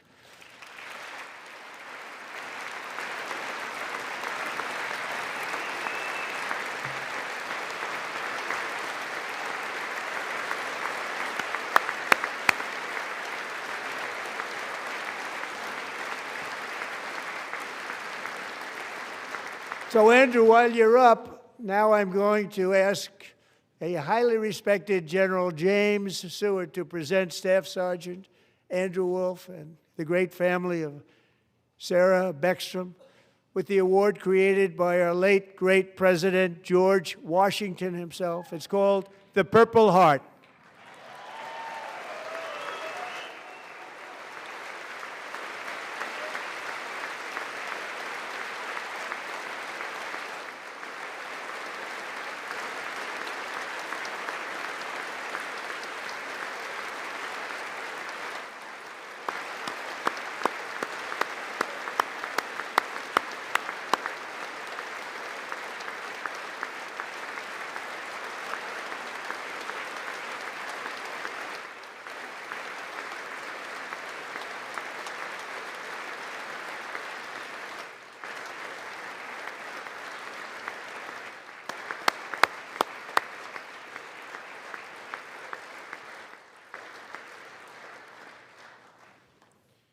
We love you all. Love you. We're proudly restoring safety for Americans at home, and we are also restoring security for Americans abroad. Our country has never been stronger. My first 10 months, I ended 8 wars, including Cambodia. Isn't it funny? Sick people. Cambodia and Thailand, Pakistan and India.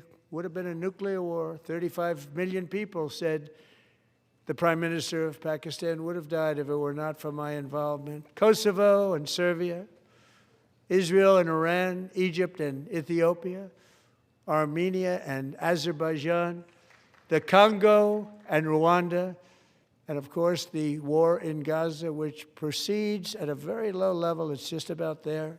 And I want to thank Steve Witkoff and Jared Kushner for your help. Thank you, Steve. Thank you, Jared.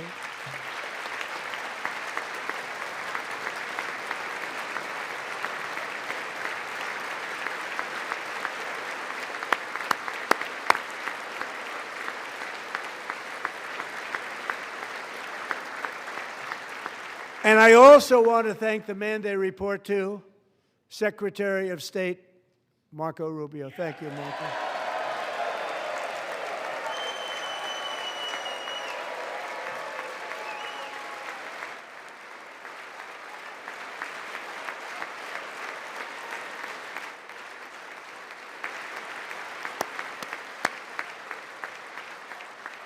People like you. You know, Marco got 100% of the votes when he was in confirmation. I think our next one was about 54%. And some of the Democrats are now saying, I can't believe we approved that guy. And he said it's an honor that they feel that way, right, Marco? You have done a great job, great Secretary of State. I think he'll go down as the best ever.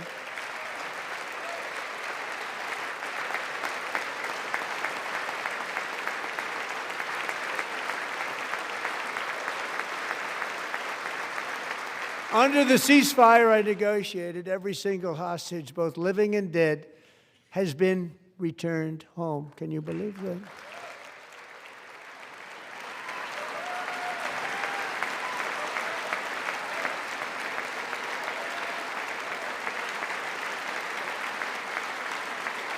Nobody thought it was possible. Nobody thought that was possible. Both living and dead. And those parents who had a dead son, their boy, they'd always tell me their boy, they wanted him as much as though he were living. It was an amazing period of time. And they came back, and when we got all of the living hostages back, and many, many before them, but I always said those last 20 are going to be very tough, but we got many, many more, hundreds. But I said those last 20 are going to be tough. We got them back. But we only got back 14 or 15 of the dead of the 28. And believe it or not, Hamas worked along with Israel, and they dug and they dug and they dug. It's a tough thing to do, going through bodies all over, passing up 100 bodies sometimes for each one that they found. Tough job. And they finally got it back to 27. And then Steve and Jared, they got it back to 28. They found all 28. Nobody thought that was possible, but we did it. And I remember the family of the 28th. They were so grieved, but they were so happy as it's possible to be. They had their boy back. The mother said, "Sir, we have our boy back." What a period of time that was, but we got them all back. So thank you both very much. Great job.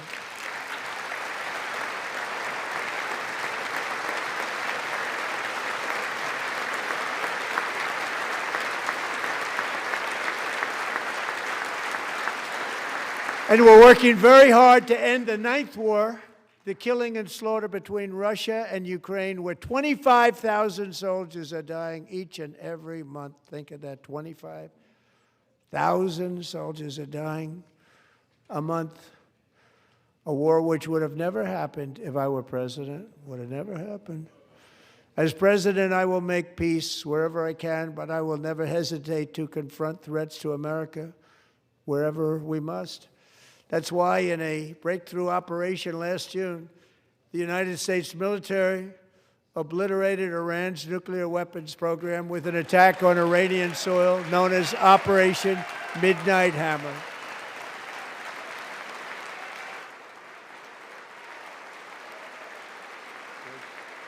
Good.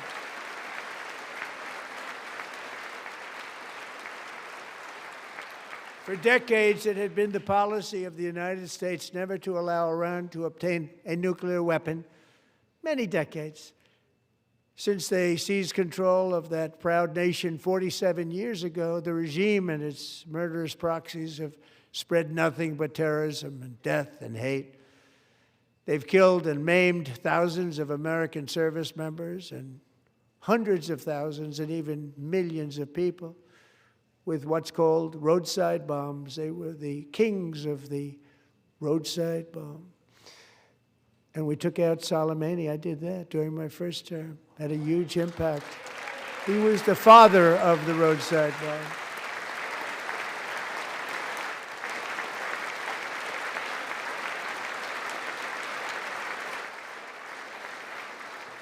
And just over the last couple of months with the protests, they've killed at least, it looks like, 32,000 protesters. 32,000 protesters in their own country. They shot them and hung them. We stopped them from hanging a lot of them with the threat of serious violence. But this is some terrible people. They've already developed missiles that can threaten Europe and our bases overseas, and they're working to build missiles that will soon reach the United States of America.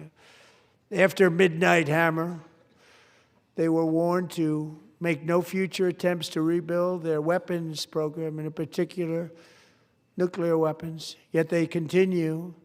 They're starting it all over. We wiped it out, and they want to start all over again, and are at this moment again pursuing their sinister ambitions. We are in negotiations with them. They want to make a deal, but we haven't heard those secret words. We will never have a nuclear weapon.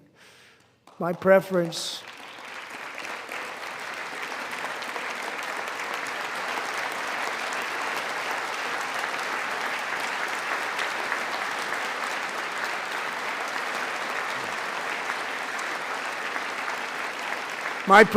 is to solve this problem through diplomacy.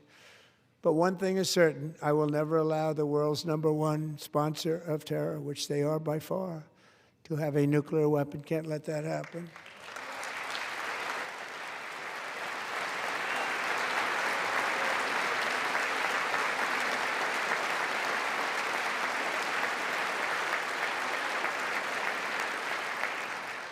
And no nation should ever doubt America's resolve.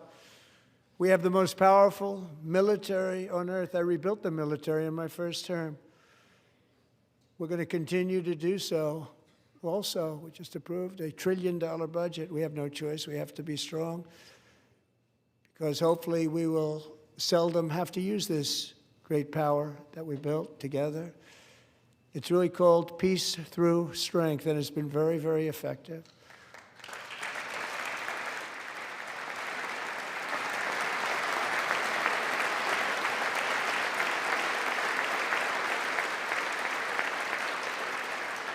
So thanks to Republicans in Congress who are investing that record number of dollars, have no choice, in the United States Armed Forces. Also creating a lot of jobs, but we're not even doing it for that reason. Because as I said, we have more jobs, more people working today than ever before in the history of our country.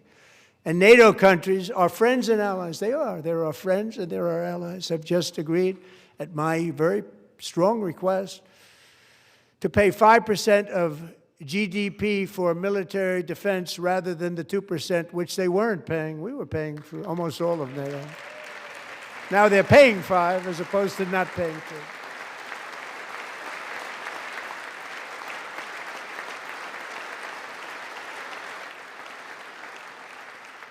And getting that 5% was something which everyone said would never be done, could not happen. We got it really easily with one meeting. And big difference between 2% that's not paid. We were paying the freight of many of them. Very few were paid up. Now 5%, then they're paid. And everything we send over to Ukraine is sent through NATO, and they pay us in full. They pay us totally in full. Every branch of our armed forces is setting records for recruitment. This is so exciting. and every service member recently.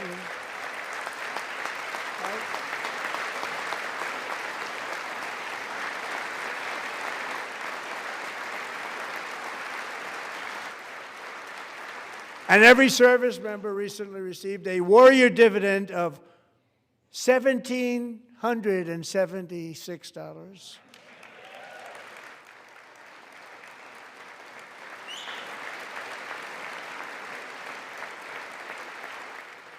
You know, they put it on my desk. We got the money from tariffs and other things, a lot of money we have. We have much more money than people understand. Have to rebuild that program a little bit, but it won't take long. But we got the money, and it was $1,775, and they wanted my approval. And I said, what's the number? $1,775. I said, wait a minute, for one more dollar, we can have $1,776. It's going to I said, we're going to figure that. I never asked anybody if we could afford it. One more dollar, I said $1,776. And I said, that's good. And I'll tell you what, our military, that was 4 months ago, our military, I never see a person in the military that doesn't thank me for it, so we're honored to do it. They deserve it. And we call it 1776. It was great. And we love our military. We love our law enforcement. We love our firemen. You know, the firemen don't get mentioned enough. We love our firemen. We're also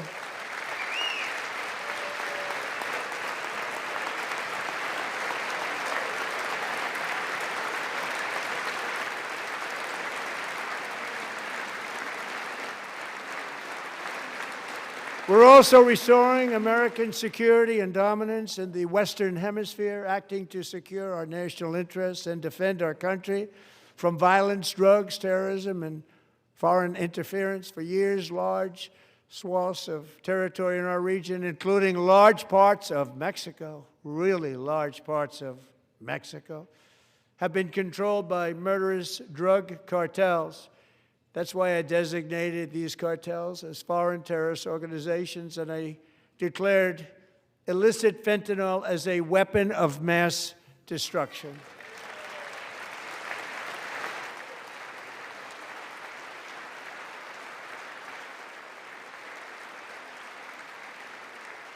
And with our new military campaign, we have stopped record amounts of drugs coming into our country and virtually stopped it completely coming in by water or sea. You probably noticed that. We very seriously damaged their fishing industry also. Nobody wants to go fishing anymore. We've also taken down one of the most sinister cartel kingpins of all. You saw that yesterday. In January,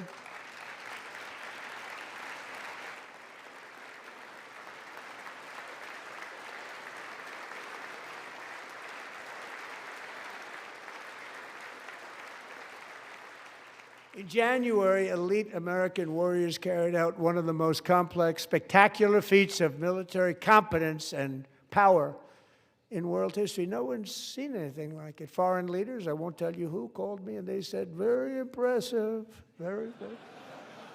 They couldn't believe, they all watched, they saw what happened. This is a different fighting force that we had years ago when we fought to tie. You know, it's a great fighting force. I'm so proud of it. Look at Space Force. Space Force is my baby, because we did that. My baby is becoming so important.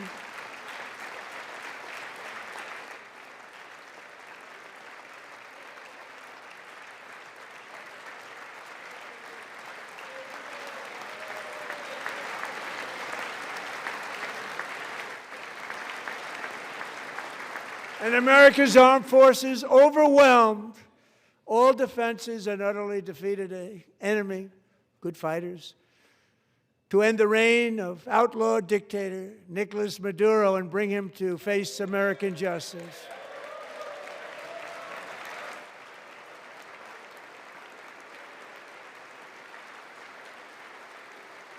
And this was an absolutely colossal victory for the security of the United States, and it also opens up a bright new beginning for the people of Venezuela. We're working closely with the new president of Venezuela, Delcy Rodriguez, to unleash extraordinary economic gains for both of our countries and to bring new hope to those who have suffered so terribly. They really did suffer. With us tonight is Alejandro Gonzalez. She grew up in a tight-knit Venezuelan family and was especially close to her beloved uncle Enrique. But after Enrique ran for office and opposed Maduro, he was kidnapped by Maduro's security forces and thrown into the regime's really infamous prison in Caracas.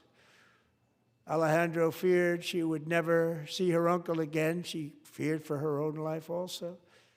But since the raid, we have worked with the new leadership, and they have ordered the closure of that vile prison and released hundreds of political prisoners already, with more to come.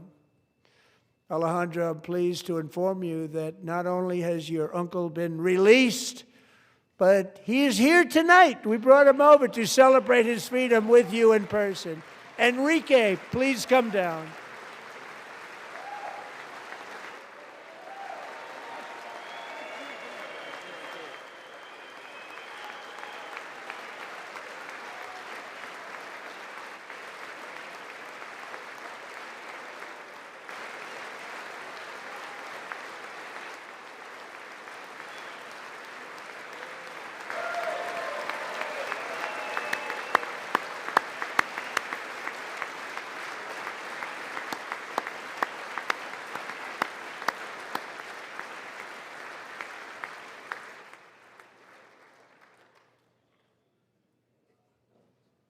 Thank you, Enrique. Have a good time. Nice to have you back, Enrique. There were many heroes on that January raid to capture Maduro, really great heroes. It was very dangerous. They knew we were coming. They were all set. But the deeds of one warrior that night will live forever in the eternal chronicles of military valor. Chief Warrant Officer 5, Eric Slover, planned the mission and was the flight lead in the cockpit of the first helicopter, a big, beautiful, powerful helicopter. It was a massive Chinook carrying, as you can imagine, many, many American warfighters. Wearing the dog tags, his wife Amy had blessed with holy water before he left. She knew it was going to be a rough one.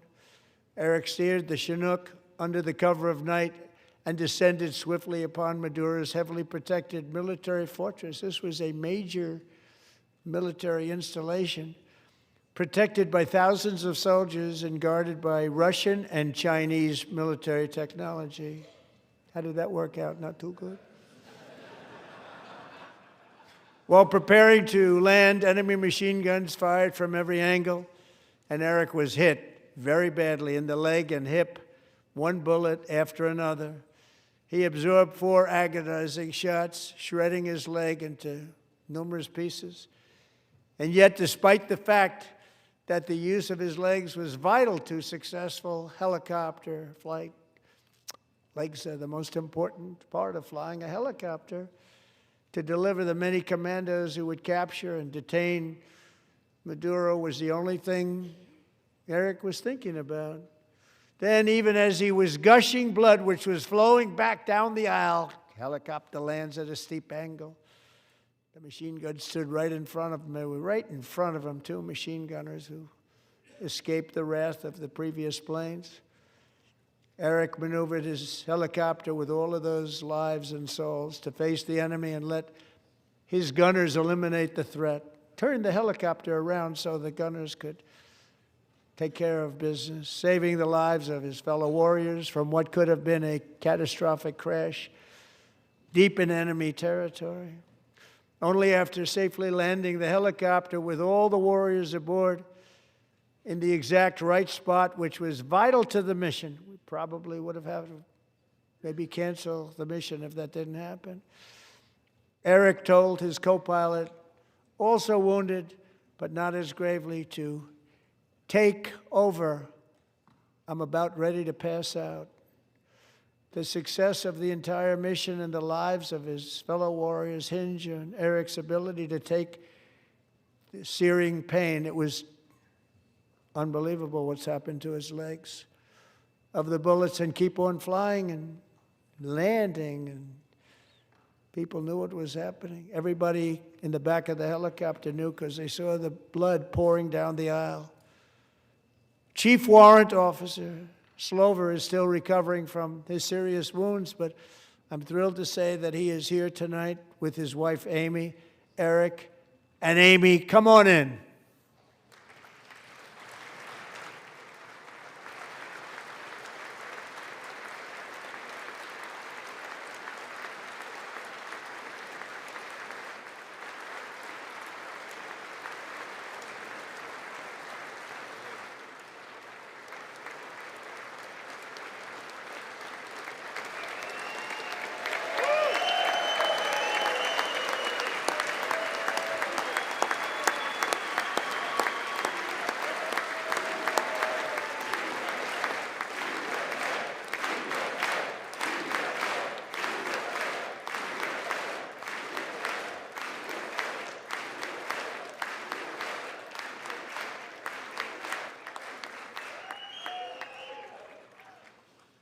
So we have a surprise for Eric and Amy.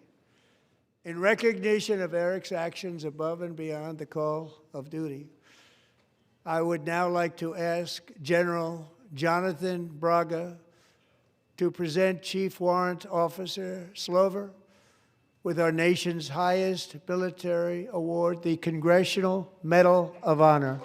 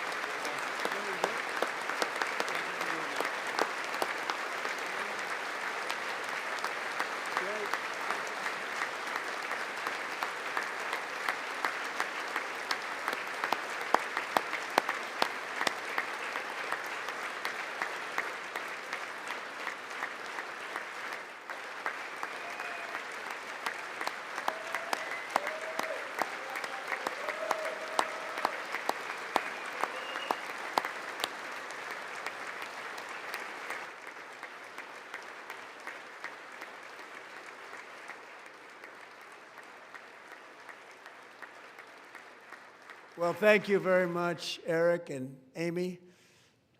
Great to get to know you. I met with them and with a lot of their fellow warriors at Fort Bragg recently. You notice the name Fort Bragg, we have it back, we brought it back. We won the First World War with it, the Second World War with it, and then they decided to change the name. So we changed it back. Everybody wanted to change back too. And 10 of Eric's fellow warriors from that incredible night of victory will also be receiving medals at a private ceremony that will soon be held at the White House, and Eric will be there. Thank you.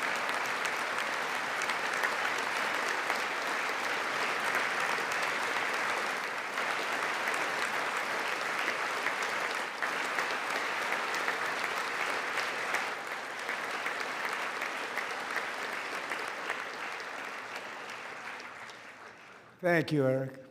That's a big one. Tonight we've celebrated many truly extraordinary American patriots, but there is one last living legend to honor before we go. He is one more heroic American aviator. Navy fighter pilot Royce Williams served in World War II, Korea, Vietnam, flying more than 220 missions. In the skies over Korea in 1952, Royce was in the dogfight of a lifetime, legendary dogfight. Flying through blizzard conditions, his squadron was ambushed by 7 Soviet fighter planes. It was his first aerial combat of the war, and despite being massively outnumbered and outgunned, Royce led the takedown of 4 enemy jets and almost destroyed the others, vanquishing his adversaries while taking 263 bullets to his own plane and being seriously hurt. His story was secret for over 50 years. He didn't even want to tell his wife, but the legend grew and grew. But tonight, at 100 years old, this brave Navy captain is finally getting the recognition he deserves. He was a legend long before this evening. Royce, please stand up, and I will ask the First Lady of the United States to present Captain Royce Williams with his Congressional Medal of Honor.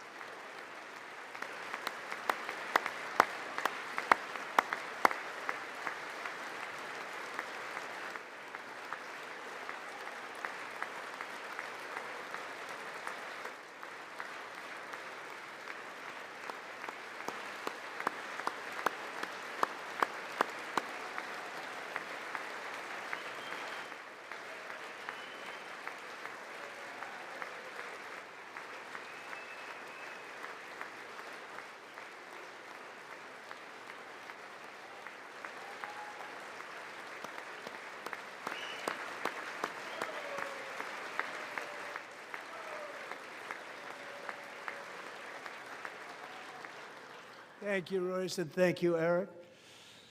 I've always wanted the Congressional Medal of Honor, but I was informed I'm not allowed to give it to myself, and I wouldn't know why I'd be taking it, but if they ever open up that law, I will be there with you someday.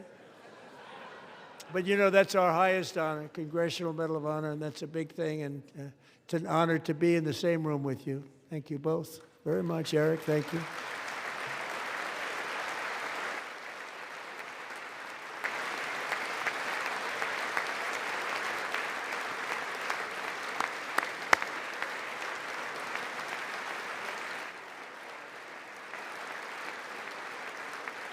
Thank you. 250 years is a long time in the life of a nation, but in another sense, it's really a mere moment in the eye of history.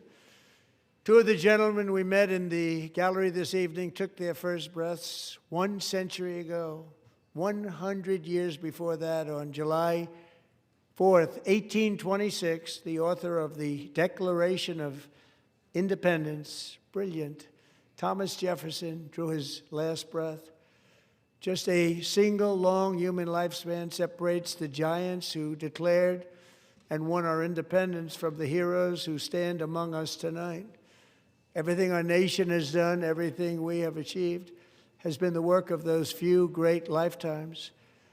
In those brief chapters, Americans built this nation from 13 humble colonies into the pinnacle of human civilization and human freedom, the strongest, wealthiest, most powerful, most successful nation in all of history. Americans ventured out across the daunting and dangerous continent. We carved paths through an unforgiving wilderness, settled a boundless frontier, and tamed the beautiful but very, very dangerous Wild West. From empty marshes and wide open plains, we raised up the world's greatest cities. Together, we mastered the world's mightiest industries and shattered history's monstrous tyrannies. And we liberated millions from the chains of fascism, communism, oppression, and terror. Americans lifted humanity into the skies on the wings of aluminum and steel, and then we launched mankind into the stars on rockets powered by sheer American will and unyielding American pride. We wired the globe with our ingenuity. We captivated the planet with American culture. And now we are pioneering the next great American breakthroughs that will change the entire world. All of this and so much more is the enduring legacy, unmatched glory of the hardworking patriots who built and defended this country and who still carry the hopes and freedoms on all of humanity's backs. For years they were forgotten, betrayed, and cast aside. But that great betrayal is over, and they will never be forgotten again. Because when the world needs courage, daring, vision, and inspiration, it is still turning to America. And when God needs a nation to work his miracles, he knows exactly who to ask. There is no challenge Americans cannot overcome, no frontier too vast for us to conquer, no dream too bold for us to chase, no horizon too distant for us to claim. For our destiny is written by the hand of providence, and these first 250 years were just the beginning. From the rugged border towns of Texas to the heartland villages of Michigan, from the sun-kissed shores of Florida to the endless fields of the Dakotas, and from the historic streets of Philadelphia to right here in our nation's capital, Washington, D.C., the golden age of America is upon us. The revolution that began in 1776 has not ended. It still continues because the flame of liberty and independence still burns in the heart of every American patriot. And our future will be bigger, better, brighter, bolder, and more glorious than ever before. Thank you, God bless you, and God bless America.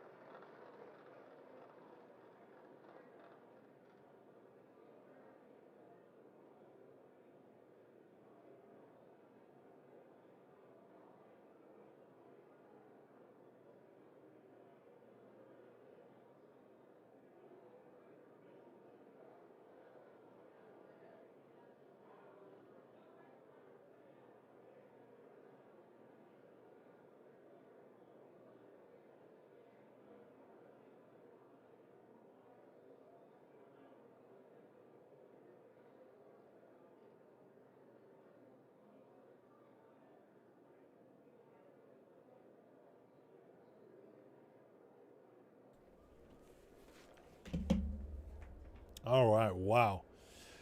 Wow. Well, guys, we just witnessed something very special. That was no joke. The greatest speech speech I've ever seen. The greatest State of the Union speech I've ever seen. Holy smokes. I mean, so impressive. Man, for real, guys, if you don't feel hope right now, if you don't feel excited for America, man, it's getting warm in here. I don't know what to tell you. So we got the whole, I got to find the response so we can mock it. But we got more than I bargained for. I thought Trump would come out fiery. He did. I thought he'd smack down the Democrats. He absolutely did. And he did it in such a smarter way than I expected. I mean, he just, man, what's the words I'm looking for? He was so measured. It was actually pretty incredible. Okay, I can't wear that hat anymore. I just can't do it. Hat hair. Okay. He was so measured and calm and set them up so many times. It was unbelievable. I mean, the times when he just held it, and so many times he made them reveal who they were. It was. I'm kind of stunned. I'm kind of speechless, to be honest with you. It was one of the most masterful performances Trump's ever given.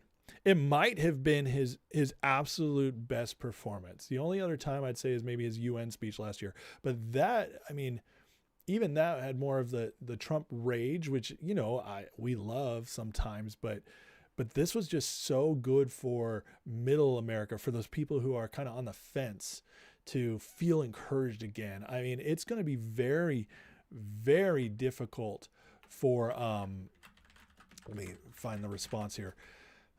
Very difficult for this to be painted in any bad way at all. It really is. It's just, I don't know how they, I don't know how they spin this one. They're going to keep throwing out all the nonsense they always do.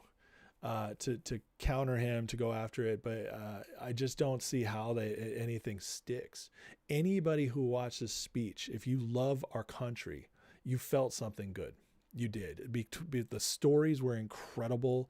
The way he set them up, the way he navigated the medals of honor. I mean, ending with 2 Medal of Honor winners, that's incredible. The reuniting that uncle, the political prisoner from Venezuela, the little girl. I mean, on and on and on. It was the most I've ever seen somebody, people brought into the State of the Union. He used them all to wondrous effect. It was touching. This is, you know, I spend a lot of time explaining how we're winning even when things look rough, right? I do, because focusing on what's actually happening versus what is being said. And that's important, right? There's a reason for that. But tonight, could you feel it? Tonight you could feel the winning tonight. Incredible. You could feel it in your bones, in your heart. I mean, goosebumps, and just the way it was like watching our leader roll off those wins, come up with policy ideas that pretty much nobody can dislike, exuding strength, exuding confidence, exuding love and pride for our nation. I've just never seen a State of the Union like this before. I've seen some good ones, you know, I mean, and not just Trump. I mean, I've seen other presidents who I didn't like give good State of the Union speeches, but nothing like this ever. He was exactly what he needed to be tonight. I wrote that Trump was unbeatable tonight. This Trump, if this is what we get for the next 6 months, we win the midterms easily, because he can't be beat when he's like this. He just can't. So we're going to, I hope this is what we get for the next 6 months. We need this Trump out on the campaign trail. We need him speaking frequently to the nation. This felt like winning. I mean, you came out of this and it felt like this is a 60% president. Because every single thing the Democrats were upset about, the Democrats were sitting for, the Democrats booed on, was stuff that 80% of Americans, maybe 90% of Americans would have stood for. So it was so unbelievable. I mean, to watch. We just watched a master. We watched a master. And for Trump to step out and do this in this time, I mean, think of what he's just been through this last week. The tariff decision, an assassin in Mar-a-Lago looking with a gun, busted, this all the craziness in Mexico. His poll numbers have been down a little bit. It's just been pressure after pressure after pressure. And for Trump to come out like this and just his feeling, you could feel how he was just so confident, how he was feeling himself tonight. All right, we're about to get Spam Burger. I'm going to bring this up. We're going to listen to this. Try not to vomit. I will. I'll do my best to cover this, speak through it. I can't stand this woman, so I'm gonna. This is not going to be fun. But we're going to listen and respond ourselves to the Democrat response. Oh, let's see what they say. Let's see how they try to spin it. You know, so, okay. 20 seconds, guys. There's a countdown right here. This is C-SPAN. Beginning now from Williamsburg. Oh, gotta listen to this CIA operative here. Yeah, rum. It was the greatest State of the Union ever. It really was. There's never been a better one. Unbelievable stuff. Okay, you ready? We're gonna listen to this, but I'm gonna frequently cut in because this person doesn't deserve my respect. Good evening and welcome to historic Williamsburg. Oh God. We are gathered here in the chambers of the House of Burgesses. In 1705, the people of the Virginia colony gathered here to take on the extraordinary task of governing themselves. Before there was a Declaration of Independence, a Constitution, or a Bill of Rights, there were people in this room. The people who served here ultimately dreamed of what a new nation, unlike anything the world had ever seen, could be. The United States was founded on the idea that ordinary people could reject the unacceptable excesses of poor leadership, you guys ever see the movie band Powder? together to demand better of their government, and create a nation that would be an example for the world.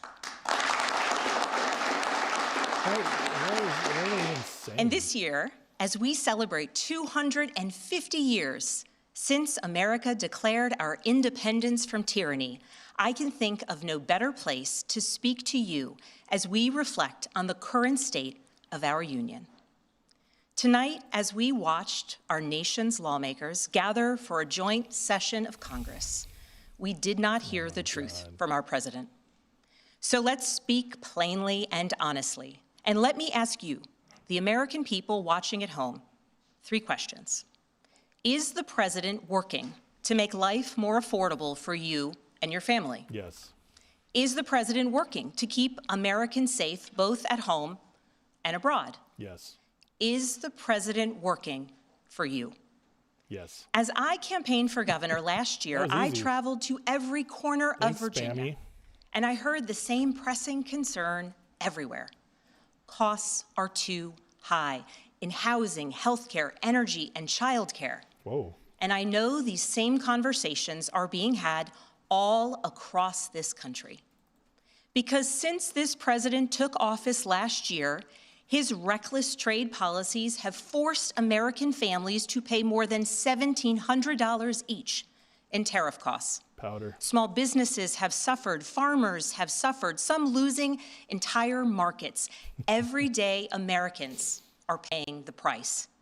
And even though the Supreme Court struck these tariffs down 4 days ago, the damage to us, the American people, has already been done. Meanwhile, the president is planning for new tariffs, another massive tax hike on you and your family. And Republicans in Congress, they remain unwilling to assert their constitutional authority to stop him. They're making your life harder. They're making your life more expensive. They're even making it more difficult to see a doctor. Food is down. Rural health clinics in Virginia and across the country are already closing their doors thanks to the so-called One Big Beautiful Bill, championed by the president and Republicans in Congress. Including and tonight the president celebrated this law the one threatening rural hospitals, stripping health She care just from declared millions of Virginia a Americans sanctuary and state and driving is up allowing costs illegals to in get into energy those and healthcare housing, clinics. all while cutting food programs for hungry kids. But here in Virginia, I am working with our state legislature to lower costs and make the Commonwealth more affordable. 50 new taxes? I don't know. That's more affordable. And You it's care not about just me. tariffs? Oh. Democrats across the This is country are pathetic. laser focused on affordability in our nation's capital and in state capitals and communities across America. Mm-hmm. In the most innovative and exceptional nation in the history of the world, Americans deserve to know that their leaders are focused on addressing the problems that keep them up at night. Problems that dictate where you Oh my live, God, whether I you just can realized afford to something. start a business or whether you have to skip a prescription in order to buy groceries. So I'll ask again, is the president working to make life more affordable for you and your family? We all know the answer is no. I grew up in a house of service. My mother was was a wrong. nurse, and my father was a career law enforcement officer. I began my career by following in You're a my father's CIA footsteps plant. as a federal agent working money laundering and narcotics cases. CIA. I worked side by side with local and state police to keep our community safe and to uphold and enforce the law. Law apologize, enforcement guys. I was officers wrong about across the something. country know that it is a unique responsibility to do the serious work of investigating crimes, She's comforting actually victims, Data. and making arrests. It's about building trust, and that requires an abiding Data or sense powder? of duty and commitment What do you to think? community. And yet, our president has sent poorly trained federal agents into our cities, where they have arrested and detained American citizens and people who aspire to be Americans. And they have done it without a warrant. They have ripped nursing mothers away from their babies. They have sent children, a little boy in a blue bunny hat, children to far-off detention centers. And they have killed American citizens in our Going a streets. little smaller powder. And they have done it all with their faces masked from accountability. Oops. I said Every yes. minute spent sowing fear say is yes a for minute Data. not spent investigating forgot to change murders, the answer. crimes against children, or the criminals defrauding seniors. By the way, I know this is awful to listen to, but you know what? We're gonna be better than the Democrats. We're actually gonna listen to the opposition. Real quick, this person is secretly. Nobody's talking about this because they're keeping her under wraps right now. I just want you guys to be ready for this. But this is secretly who they want to run for president in 28. I'm not even joking. I'm for real. This is the quote unquote moderate Virginian, because in Virginia you only get one term. She just won. She'll have 3 years and then she can run. She'll be running. She'll only miss her last year, and she'd have to be out anyways. So this is actually who they want to run. She's CIA. She's a white woman. She's East Coast Virginia, not Californian, and she duped her state into thinking she was a moderate. So I'm just getting you ready for this. She's not on anybody's list right now. She's not in any of the polls. Nobody's talking about it. But this is who they want to be president. So I'm just ready. Yeah, she's definitely got low blood pressure. Somebody get this woman some oxygen and maybe a blood transplant after this, because it's draining from her face. But you understand why. She's either powder, struck by lightning. In fact, Powder, you're going to go, because it's officially Data. She's Data. She's a robot. Here we go. This is, she's even got the same eyes. It's kind of crazy. It's true. Years of their life savings. Okay, Data. Our Android. president told us tonight that we are safer because these agents arrest mothers and detain children. Think about that. Our broken immigration system is something to be fixed, not an excuse for unaccountable agents to terrorize our communities. Okay, so our broken system that you guys broke and Trump is fixed. I mean, come on, look at that face. she's got the dead eyes. That is crazy. Dead eyes. Brett asks, I don't think it's going to come down to Klobuchar and Newsom. Newsom is going to be a force. Klobuchar is not. Klobuchar is so weak nationally. Nobody wants her. She's pathetic. She's strong in her state, weak nationally. She's not so. But this one is a low number on the MILF scale. It gets even worse when you realize she's actually Data. I mean, she's, that makes her a 1. Compare this. Yes, we're going to listen to a few more minutes. I don't know if I can listen to the whole thing. But as I play this, listen to it and compare it to what we just saw with Trump. Compare the lack of joy, the robotic nature, the lack of pride in America, and then the outright lies. They have nothing to run on. Listen to her very carefully. No policy, no actual ideas, only criticism. Only criticism and unfounded criticisms at that. So just listen to that as you like. The Democrats have nothing except anti-Trump. And if the people fall in love with Trump again after tonight, if we keep getting that Trump, it's impossible not to. They have nothing.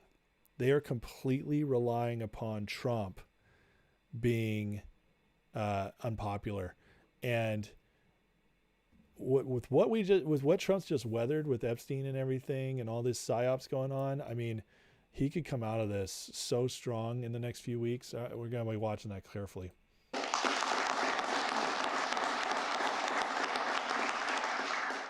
After working in law enforcement, I continued my career of service as a CIA officer, working undercover to protect the United States and our allies from global threats, terrorism, nuclear weapons, and the aggression. Look at her dead eyes. Even when she got like excitable there, did you see how forced that was? The eyes just stay dead the whole time. Of adversarial nations around the globe. But as the president spoke of his perceived successes tonight, he continues to cede economic power and technological strength to Russia, bow down to China, bow down to a Russian dictator, and make plans for war with Iran. Here's the truth. Over the last year, through Doge, mass firings, and the appointment of deeply unserious people to our nation's most serious positions, our president has endangered the long and storied history of the United States of America being a force for good.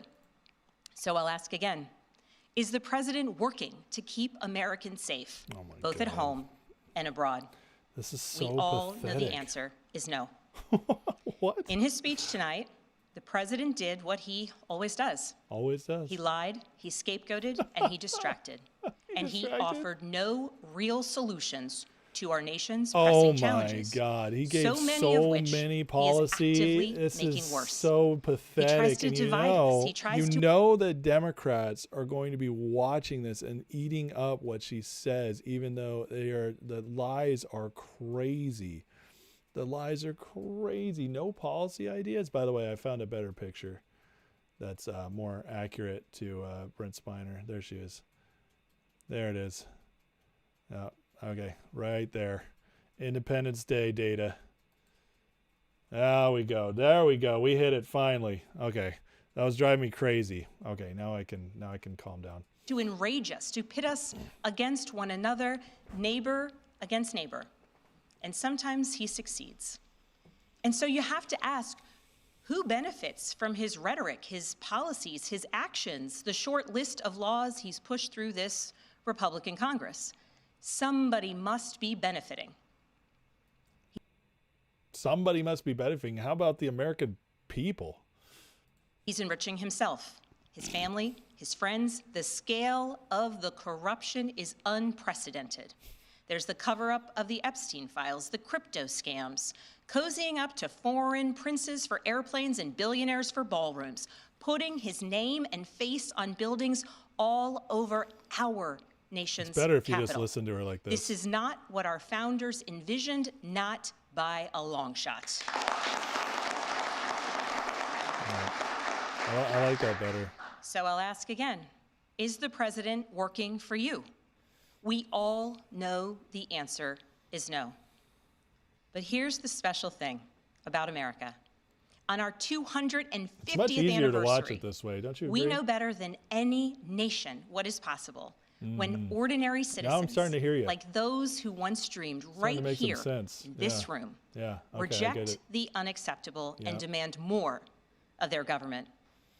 We see it in the determination of students organizing school walkouts Tell me all more about those across the aliens. country, Yeah. whose voices are Independence Day, that becoming was so intense. powerful that the governor of Texas seeks to silence them. That was intense. We see it in the bravery of Americans in Minnesota standing up for their communities, Yeah. from peacefully protesting in Yeah. sub-zero temperatures I know. to carpooling children to school It was. so that their immigrant parents are not ripped away from them It really in was. the parking lot.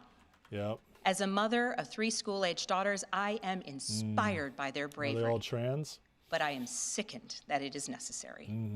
And Americans across the country are taking action. They are going to the ballot box to reject this chaos. Reject 'em. With their votes, they are writing awful. a new story, a more hopeful story. Oh my God. In November, I won my election by 15 points. I know, at least that one, at least data opens your eyes. And we won 13 new seats in our state legislature You did, yep, by stealing. because voters decided they wanted something different. Yeah. Our campaign earned votes from Democrats, Republicans, Independents, and everyone in between. Yeah, because you lied to Because them. they knew as citizens You they said you could were, demand more, oh, that they no. could vote for what they believe matters, and that they didn't need to be constrained by a party or political affiliation. Yeah. This is happening across the country. New Jersey elected Mikey Sherrill as governor in a double-digit victory. Yeah. Democrats flipped state legislative seats in places like Georgia, Iowa, Mississippi, and Texas. The Oh, list God. goes on I and can't on. do much more. Ordinary Americans are stepping up to run in the spirit of our forefathers. They are running to demand more and to do more for their neighbors and communities. I know the story well. Okay, I can't. She's just such a liar. Okay, that was pathetic. It's even worse than I thought. I thought they'd at least put some humor into it or something. So now I have to show you guys what we actually, this woman is controlled, and I have proof. Dr. Oken, are you okay? If you are, make a loud, startling noise. Thank you. I'm a Democrat. I thought that scene was longer. Hold on a second. We needed the longer part here. Where's the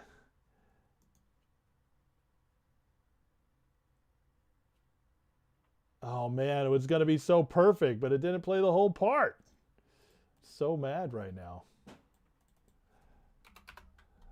The alien. Oh yeah, here we go. All right, here we go.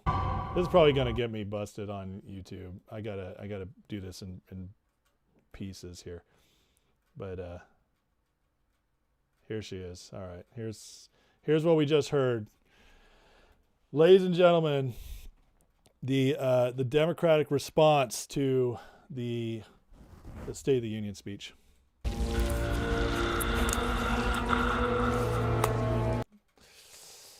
It's rough being a Democrat, being controlled.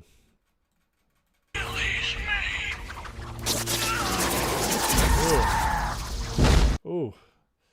Skip ahead a little bit here.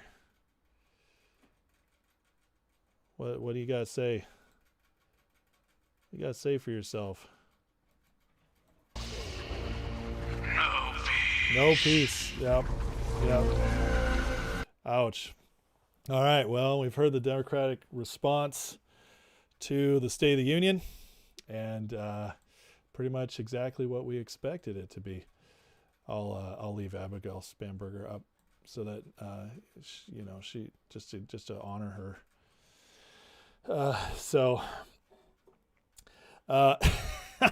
her.